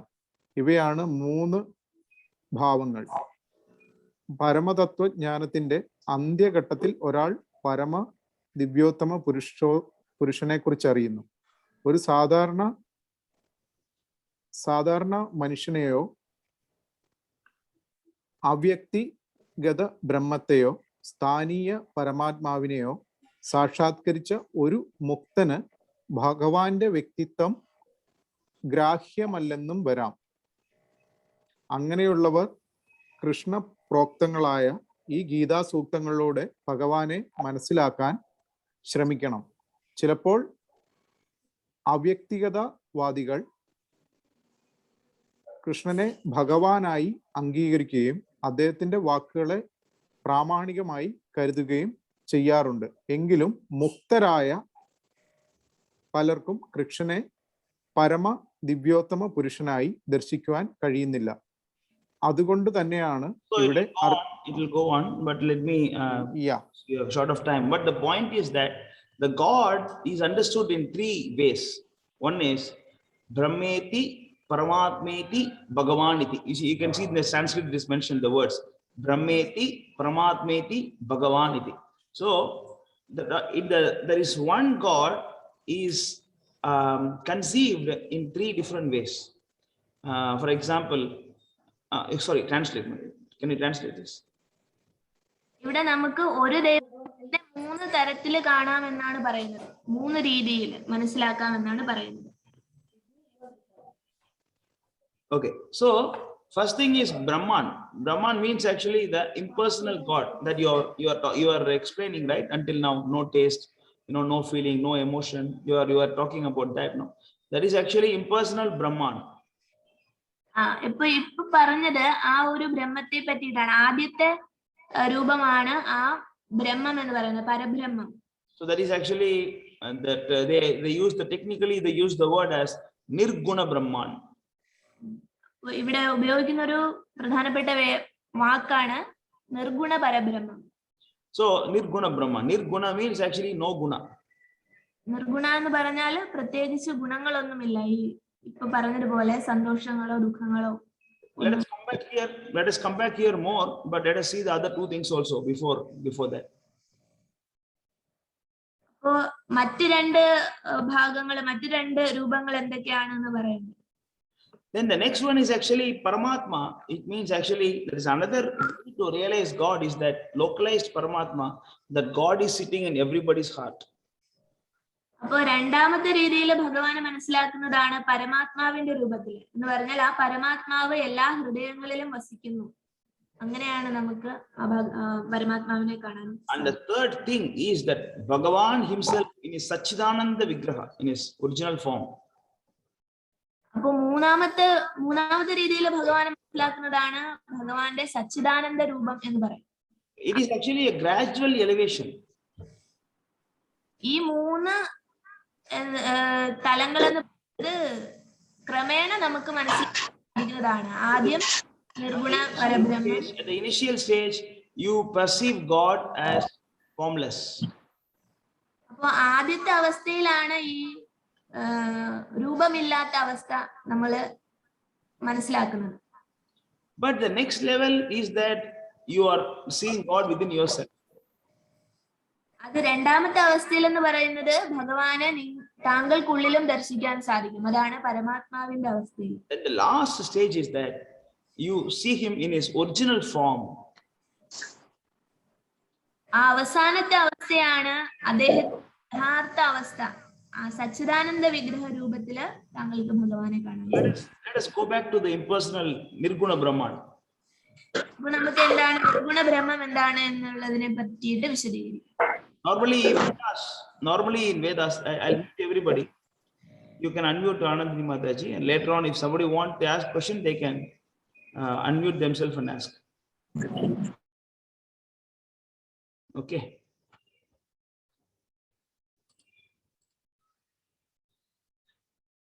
You are unmuted. Okay, fine.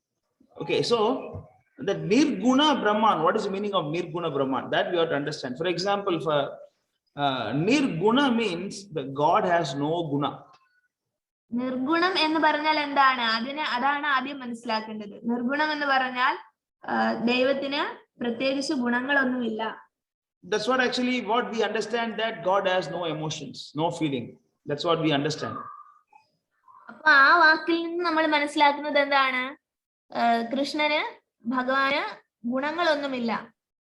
But that is not the meaning of the Nirguna Brahman. പക്ഷെ ശരിയായിട്ടുള്ള അർത്ഥം എന്ന് പറയുന്നത് അതല്ല. നിർഗുണ ബ്രഹ്മത്തിന്റെ ശരിയായിട്ടുള്ള അർത്ഥം അതല്ല. There are two kind of gunas. രണ്ട് തരത്തിലുള്ള ഗുണങ്ങളുണ്ട്. One is actually the guna, spiritual guna. Another one is material guna. അപ്പൊ അതിലെ ആ രണ്ട് ഗുണങ്ങളില് ഒന്ന് എന്ന് പറയുന്നത് ആത്മീയ ഗുണവും രണ്ടാമത്തേത് ഭൗതിക ഗുണവുമാണ്. We always discuss about this Satchidananda. We heard about this Satchit Ananda. Sachith ആനന്ദ എന്ന് പറയുന്ന ഒരു വാക്ക് നമ്മൾ എപ്പോഴും കേട്ടിട്ടുള്ളതാണ്. That is the quality of God. That is the guna of God. അതാണ് ഭഗവാന്റെ ഗുണം എന്ന് പറയുന്നത്. It means he is Sat, he is Chit, he is Ananda. Sat means truth, Chit means knowledge, Ananda means bliss. The God has no death. He is eternal, and he has no ignorance. And third thing is he is always happy. The three things. Once more, Prabhu. The God is actually eternal. He has no death. And second thing is the God is full of knowledge. He has no foolishness. He has no ignorance. And third thing is he's always happy. ഒന്നാമത്തെ കാര്യം എന്ന് പറയുന്നത് ഭഗവാൻ കൃഷ്ണൻ എന്ന് പറയുന്നത് അനശ്വരനാണ്. അതാണ് സത് എന്ന വാക്കിന്റെ അർത്ഥം. രണ്ടാമത് എന്ന് പറഞ്ഞാൽ ഫുൾ ഓഫ് നോളജ് എന്ന് പറഞ്ഞാൽ ഒരു തരത്തിലും അജ്ഞതയില്ല, പൂർണ്ണമായിട്ടുള്ള ജ്ഞാനം, അതാണ് ഭഗവാനുള്ളത്. പിന്നെ ആനന്ദം എന്ന് പറഞ്ഞാൽ എപ്പോഴും സന്തോഷത്തോടെ ഇരിക്കുക. This is the quality of God. He has this quality. ഇതാണ് ഗുണം. ഭഗവാന് ഗുണമില്ല എന്നല്ല, ഈ മൂന്ന് ഗുണങ്ങളാണ് ഭഗവാന്റേത്. We are his parts. നമ്മള് ആ ഭഗവാന്റെ ഭാഗമാണ്. So we also have the same quality. അപ്പോ നമുക്കും ഈ ഗുണമാണുള്ളത്, ഭഗവാന്റെ അതേ ഗുണമാണ് നമുക്കും ഉള്ളത്. So we are also Sat, Chit, Ananda. അതുകൊണ്ട് തന്നെ നമ്മളും സത് ചിത് ആനന്ദ പൂർണ്ണരാണ്. How to prove this? We always feel that we are not going to die, right? Whether you become old or young or whatever, you always feel youthful in the body. Within yourself you feel youthful, right? അപ്പൊ നമുക്ക് എങ്ങനെയാണ് ആ ഒരു വാക്യത്തെ നമുക്ക് തെളിവ് കാണിക്കാൻ പറ്റുന്നത് എന്ന് പറഞ്ഞാൽ നമ്മളും ആ ഒരു സച്ചിദാനന്ദ ആയിട്ടുള്ള ഗുണത്തിലുള്ളവരാണ് എന്നുള്ളത്. For example, you take an 80-year-old man to the beach and he also want to play in the sand, but he cannot do that. But inside his heart he has the desire. നമ്മൾ ഒരിക്കലും ഇപ്പൊ മരിച്ചു പോകുമെന്ന് ചിന്തിക്കുന്നില്ല. നമുക്ക് എത്ര വയസ്സായാലും പ്രായമായാലും, ഇപ്പൊ ഒരു ഉദാഹരണം പറയുകയാണെങ്കിൽ 80 വയസ്സ് പ്രായമുള്ള ഒരു വ്യക്തിയും ഒരു കൊച്ചുകുട്ടിയുടെ കൂടെ കളിക്കാൻ ആഗ്രഹിക്കും. ചില ഉള്ളിൽ ആ ആഗ്രഹം ഉണ്ടായിരിക്കും, എനിക്ക് കളിക്കാൻ സാധിക്കും എന്നുള്ള ഒരു. And similarly, we always think that we are right. We don't think I am a fool. Nobody think like that. അത് വേറൊരു ഉദാഹരണമാണ്. നമ്മൾ ഒരിക്കലും വിഡ്ഢിയാണ് എന്നുള്ളത് അംഗീകരിക്കില്ല. നമ്മൾ എപ്പോഴും നമ്മൾക്ക് എല്ലാ അറിവും ഉണ്ട് എന്ന് വിചാരിക്കാറുണ്ട്. That is chit potency, knowledge of God. അതാണ് ശരിയായ ആ ചിത് എന്ന് പറയുന്ന ആ ഭാഗം നമ്മൾ. And we always want to be happy. Anybody want to be sad or anybody want to cry? Anybody want to get more problem in life? അപ്പൊ ആനന്ദ എന്ന് പറയുന്ന ആ ഗുണം എന്ന് പറയുന്നത് എപ്പോഴും നമ്മൾ സന്തോഷത്തോടെ ഇരിക്കാൻ ആഗ്രഹിക്കുന്നവരാണ്. So Satchidananda is the quality of God, guna of God. അപ്പോ ഭഗവാന്റെ ഗുണം എന്ന് പറയുന്നത്, ശ്രീകൃഷ്ണന്റെ ഗുണം എന്ന് പറയുന്നത് എന്താണ്? സച്ചിദാനന്ദമാണ്. But then why do we say Nirguna Brahman? അപ്പോ നമ്മൾ എന്താണ് നിർഗുണ ബ്രഹ്മൻ എന്ന് പറയുന്നതിന്റെ കാരണം? Nirguna Brahman means he don't have the three material gunas, namely Sattva, Rajo, Tamo guna. അപ്പോ ഭഗവാൻ നിർഗുണ ബ്രഹ്മമാണ് എന്ന് പറയുന്നതിന്റെ കാരണം അവിടെ ആ ഗുണത്തെ ഉദ്ദേശിക്കുന്നത് ഭൗതിക പ്രകൃതിയുടെ 3 ഗുണങ്ങളാണ്: സാത്വികം, രാജസികം, താമസികം. So in these gunas, these are actually Prakriti's guna. When you come, this body has this quality. We want to be happy sometime, we want to cry sometime, we feel intelligent sometime, we feel foolish sometime, these are all due to this prakriti, not because of the atma.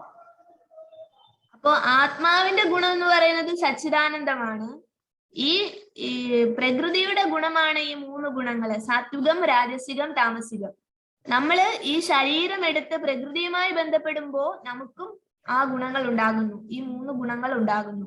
So this atma and paramatma, that is the God and the soul, they are exchanging all humors in the Satchidananda guna, not in Sattva Raja Tamo guna. അപ്പോ ആ പരമാത്മാവും ആത്മാവും തമ്മിലുള്ള ശരിയായിട്ടുള്ള ബന്ധത്തില് ആ സച്ചിദാനന്ദമായിട്ടുള്ള അവസ്ഥ പരസ്പരം അവര് share ചെയ്യുന്നുണ്ട്, പങ്കിടുന്നുണ്ട്. പരമാത്മാവും ആത്മാവും തമ്മിൽ ആ സച്ചിദാനന്ദമായിട്ടുള്ള അവസ്ഥ പങ്കിടുന്നുണ്ട്. എന്നാൽ ആത്മാവ് ഈ ശരീരത്തിലേക്ക് വരുമ്പോ സാത്വിക, രാജസിക, താമസിക മൂന്ന് ഗുണങ്ങളിൽ പെട്ടുപോകുമ്പോ അത് നമുക്ക് ലഭിക്കുന്നില്ല, നമുക്ക് മനസ്സിലാക്കാൻ സാധിക്കുന്നില്ല. So whenever you hear that the God has no taste, the God has no feeling, no emotion, you must understand that not made of the three gunas, Sattva, Rajo, Tama. ഭഗവാൻ നിർഗുണനാണ് എന്ന് പറയുമ്പോൾ താങ്കൾ മനസ്സിലാക്കേണ്ട കാര്യം എന്താണ്? ഈ സാത്വിക, രാജസിക, താമസിക ഗുണങ്ങൾ അദ്ദേഹത്തിനില്ല, അതാണ് മനസ്സിലാക്കേണ്ടത്. That's what you have to understand, you know. And also the Vedas also meant that apanipada. Apanipada means the God has no hands, no legs. അപ്പോ വേദങ്ങള് വേറൊന്നും കൂടി പറയുന്നുണ്ട്, അപാനിപാത എന്ന് പറയുന്നുണ്ട്. എന്ന് പറഞ്ഞാൽ ഭഗവാന് കയ്യോ കാലോ അങ്ങനെയൊന്നുമില്ല, അവയവങ്ങളൊന്നുമില്ല എന്ന് പറയുന്നു. No, that meaning is that he don't have hands and legs made of this Panchabhuta. അത് പറയുമ്പോ നമ്മൾ മനസ്സിലാക്കേണ്ടത് എന്താണ്? നമ്മുടെ കൈയും കാലും ഒക്കെ എന്താണ്? പഞ്ചഭൂതങ്ങൾ കൊണ്ട് നിർമ്മിച്ചിരിക്കുന്നതാണ്. ഭഗവാന്റെ ആ കാലുകളും കൈകളും എന്ന് പറയുന്നത് പഞ്ചഭൂതങ്ങളാൽ നിർമ്മിതമല്ല, അതാണ് നമ്മൾ മനസ്സിലാക്കുന്നത്. That's how you have to understand. See, if you think that the God has no form, you know, the God has no quality, why the same Puranas explain the beauty of the God? അപ്പൊ നിങ്ങള് മറ്റൊരു ചോദ്യത്തിന് ഉത്തരം പറയേണ്ടതായിട്ട് വരും. ഭഗവാന് ഗുണങ്ങളില്ല, ഭഗവാന് രൂപമില്ല എന്നൊക്കെ പറയുമ്പോ മറ്റൊരു ഭാഗത്ത് ശ്രീകൃഷ്ണന്റെ രൂപത്തെ പറ്റിയിട്ട് പരാമർശിക്കുന്നുണ്ടല്ലോ, രൂപഭംഗിയെ പറ്റിയിട്ട് വർണ്ണിക്കുന്നുണ്ട്. There is explanation about the beauty of that Indra, Chandra, Varuna, Vayu, Brahma. Brahma has 4 heads. You know, this is how Shiva looks like, this is how Parvati looks like, this is how Skanda looks like. Everything is mentioned, right? How it is possible that they have no form? അപ്പൊ അവിടെ ആ ഒരു അവരുടെ രൂപത്തിന്റെ പ്രത്യേകതകളെല്ലാം നമ്മുടെ പുരാണ വേദങ്ങളിലൊക്കെ വിശദീകരിക്കുന്നുണ്ട്. അപ്പോ രൂപമില്ല എന്ന് പറയുന്ന ഒരു വാദത്തിന് എന്താണ് പ്രസക്തി? That's why we have to understand that when there are some, I mean not some, mostly the Vedas, they speaks about this impersonal Brahman, the Vedas. അപ്പൊ നമ്മൾ മനസ്സിലാക്കേണ്ടത് കൂടുതലും വേദം പരാമർശിക്കുന്നത് ആ ഒരു നിർഗുണ ബ്രഹ്മത്തെ പറ്റിയിട്ടാണ്. But it is also, the Vedas also has sections that explains the Bhagavan form, Bhagavan feature of God. മറുപുറത്ത് അല്ലെങ്കിൽ വേറൊരു ഭാഗത്ത് തീർച്ചയായിട്ടും ഭഗവാന്റെ രൂപത്തെ പറ്റിയിട്ടുള്ള വർണ്ണനകളും ഉണ്ട്. That's what we have to be very careful that we don't get confused. That is the reason we say that we have to go to a spiritual master to understand things properly. ഇതാണ് ഈ ഒരു ഇങ്ങനെയുള്ള സംശയങ്ങൾ നമ്മൾ direct വേദത്തെ അറിയാൻ പോകുമ്പോൾ നമുക്ക് ഇങ്ങനെയുള്ള സംശയങ്ങളിൽ നമ്മൾ പെട്ടുപോകും. അതുകൊണ്ടാണ് നമുക്ക് വഴികാട്ടിയായിട്ടുള്ള ഒരു ആത്മീയ ഗുരുനാഥനെ നമ്മൾ സമീപിക്കണം എന്ന് പറയുന്നതിന്റെ പ്രാധാന്യം. Another question may come that actually there are 2 forms, there are 2 features of God. One is Brahman, another one is Bhagavan. So which is source? What is his real position? അപ്പോ രണ്ടാമതൊരു ക്വസ്റ്റ്യൻ വരാം. ഭഗവാന് ബ്രഹ്മൻ എന്ന് പറയുന്ന ഒരു രൂപവുമുണ്ട്, ഭഗവാൻ എന്ന് പറയുന്ന ഒരു രൂപമുണ്ട്. അപ്പോ അതിലേതാണ് നമ്മളുടെ യഥാർത്ഥമായിട്ടുള്ള സ്രോതസ്? Let us see one example. Suppose there is a train coming in far distance, and one person say, I see only 2 lights. 2 lights are coming. Another person say that I'm seeing some boxes, they're coming. And next person say it is a train. There are people inside, they are talking to each other. There is an engine, there is a driver. So it is moving from this place, that place. Who is right out of the three? ഇപ്പോ നമ്മളൊരു ഉദാഹരണം പറയാണ്. ഒരു train വരുമ്പോ ആദ്യം നമ്മൾ കാണുന്നത് എന്താണ്? അതിന്റെ മൂന്ന് വ്യക്തികൾ നിൽക്കുകയാണ് പ്ലാറ്റ്ഫോമില്. അതിൽ ഒരു വ്യക്തി പറയുകയാണ് 2 ലൈറ്റ് വരുന്നു എന്ന് പറയുന്നു. 2 ലൈറ്റ് ഇങ്ങനെ ചലിച്ചുകൊണ്ടിരിക്കുന്നു എന്ന് പറയുന്നു. രണ്ടാമത്തെ വ്യക്തി പറയുന്നു അതിങ്ങനെ പെട്ടി പോലെയുള്ള നീണ്ടു കിടക്കുന്ന എന്തോ വരികയാണ് പറയുന്നു. അപ്പൊ മൂന്നാമത്തെ വ്യക്തി പറയുകയാണ് അതൊരു ട്രെയിനാണ്, അതിനുള്ളില് ആളുകളുണ്ട്, അതിനുള്ളിൽ ഒരുപാട് ആളുകളുണ്ട്, അവര് പരസ്പരം ഒരുപാട് കാര്യങ്ങൾ സംസാരിക്കുന്നുണ്ട്, അതൊക്കെ എനിക്ക് കാണാൻ സാധിക്കുന്നു എന്ന് പറയുന്നു. അപ്പം നിങ്ങൾ ഈ 3 പേരിൽ ആരെയാണ് നിങ്ങൾ വിശ്വസിക്കുക? All three are right. But the point is the third one has the clear understanding of the train. 3 പേരും ശരിയായിട്ടുള്ള കാര്യം തന്നെയാണ് പറഞ്ഞത്. പക്ഷേ മൂന്നാമനാണ് ഏറ്റവും വ്യക്തമായിട്ടുള്ള ഒരു ഐഡിയ, ആശയമുള്ളത്, എന്താണ് വരുന്നതിനെ പറ്റിയിട്ടുള്ളത്. And similarly, the Brahmavadis, Paramatmavadis and Bhagavanvadis, all of them are right. But the one who understands the God as Bhagavan, he is having the complete understanding of God. അപ്പൊ അതുപോലെ തന്നെയാണ് ബ്രഹ്മവാദികളും പരമാത്മവാദികളും ഭഗവാൻവാദികളും എല്ലാം പറയുന്നത് ശരിയാണ്. പക്ഷെ പൂർണ്ണമായിട്ടുള്ള വിശദീകരണങ്ങൾ ഉള്ളത് ഭഗവാനെ പറ്റി പറയുന്നവർക്കാണ്. Chapter 14 verse 27, Krishna explains it.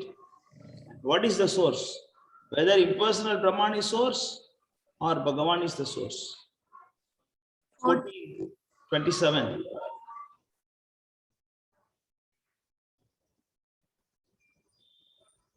Brahmanohi pratishtha aham, Krishna says. Brahmanohi pratishtha. Pratishtha means actually the foundation. Foundation of Brahman is me, Krishna is saying. 27, chapter 14 verse 27. Last verse. See this translation?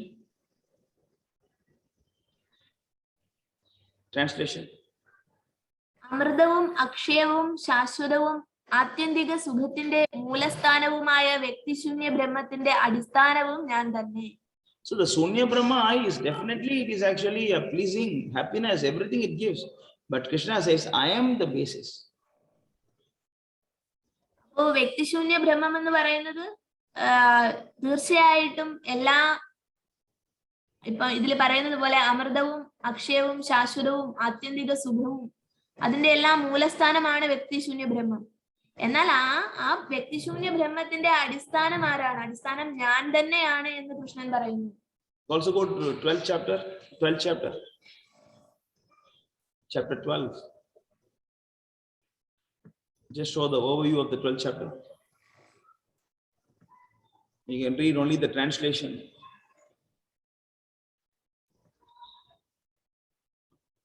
Can you read that from first sloka to 5th sloka? Just translation. ശ്ലോകം 1.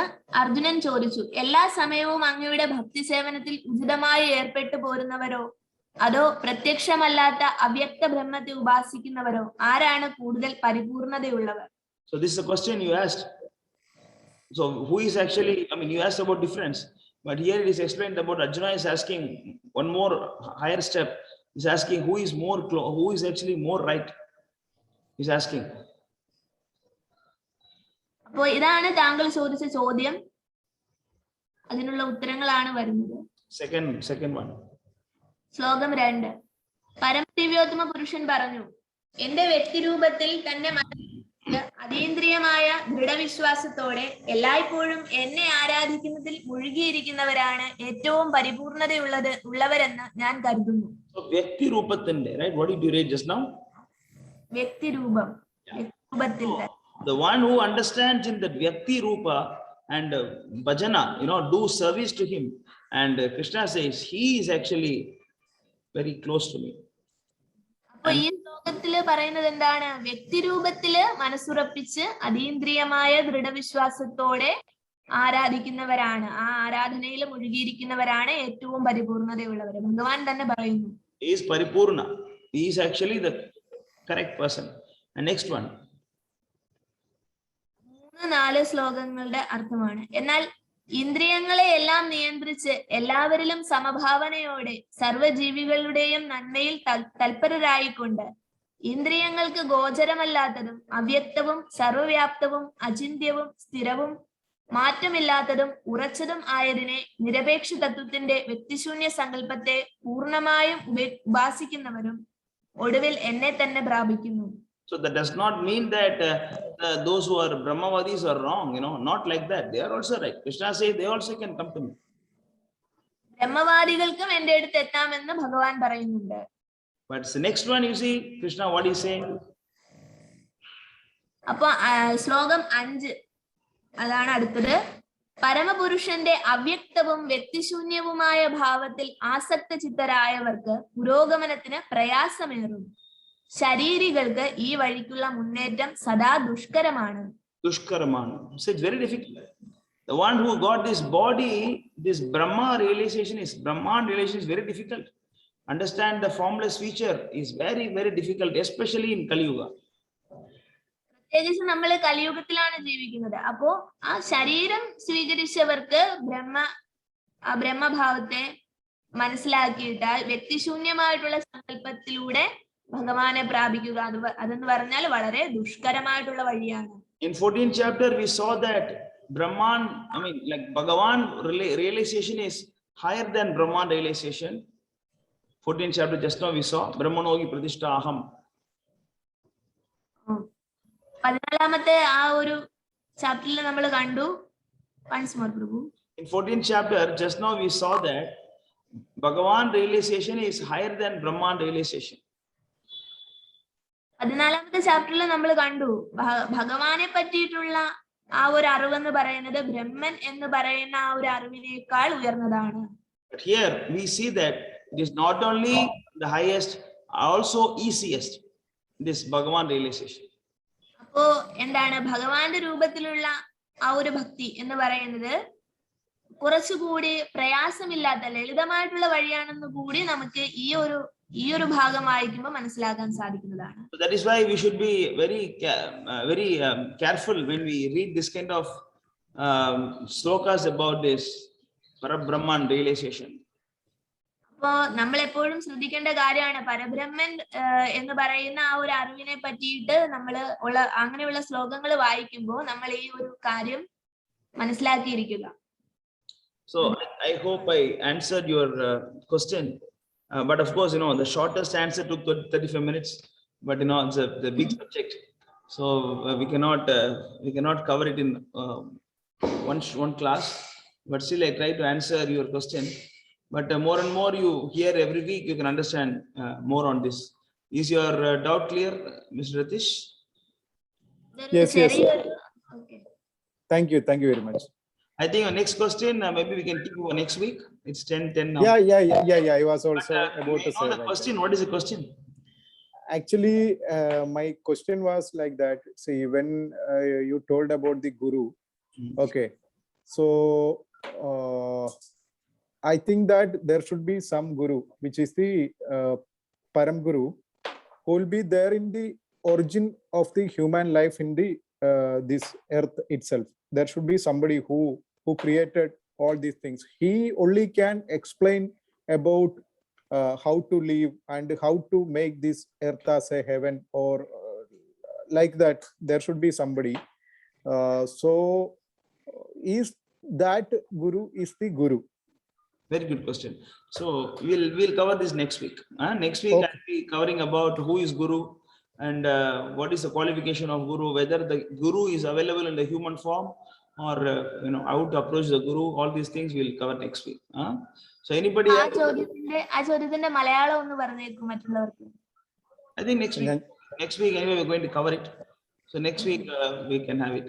So anybody else has any question? വേറെ ആർക്കെങ്കിലും എന്തെങ്കിലും ചോദ്യങ്ങളുണ്ടോ?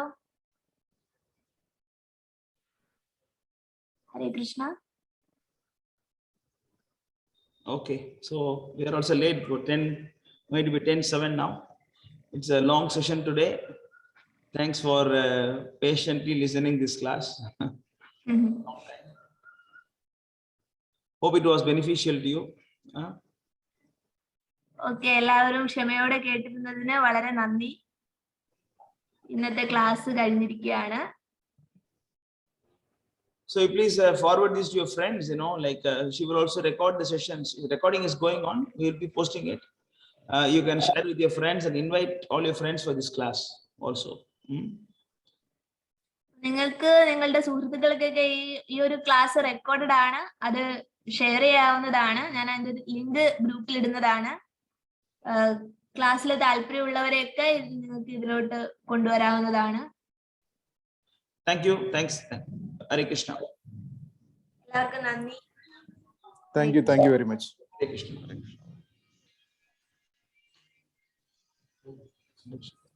Krishna.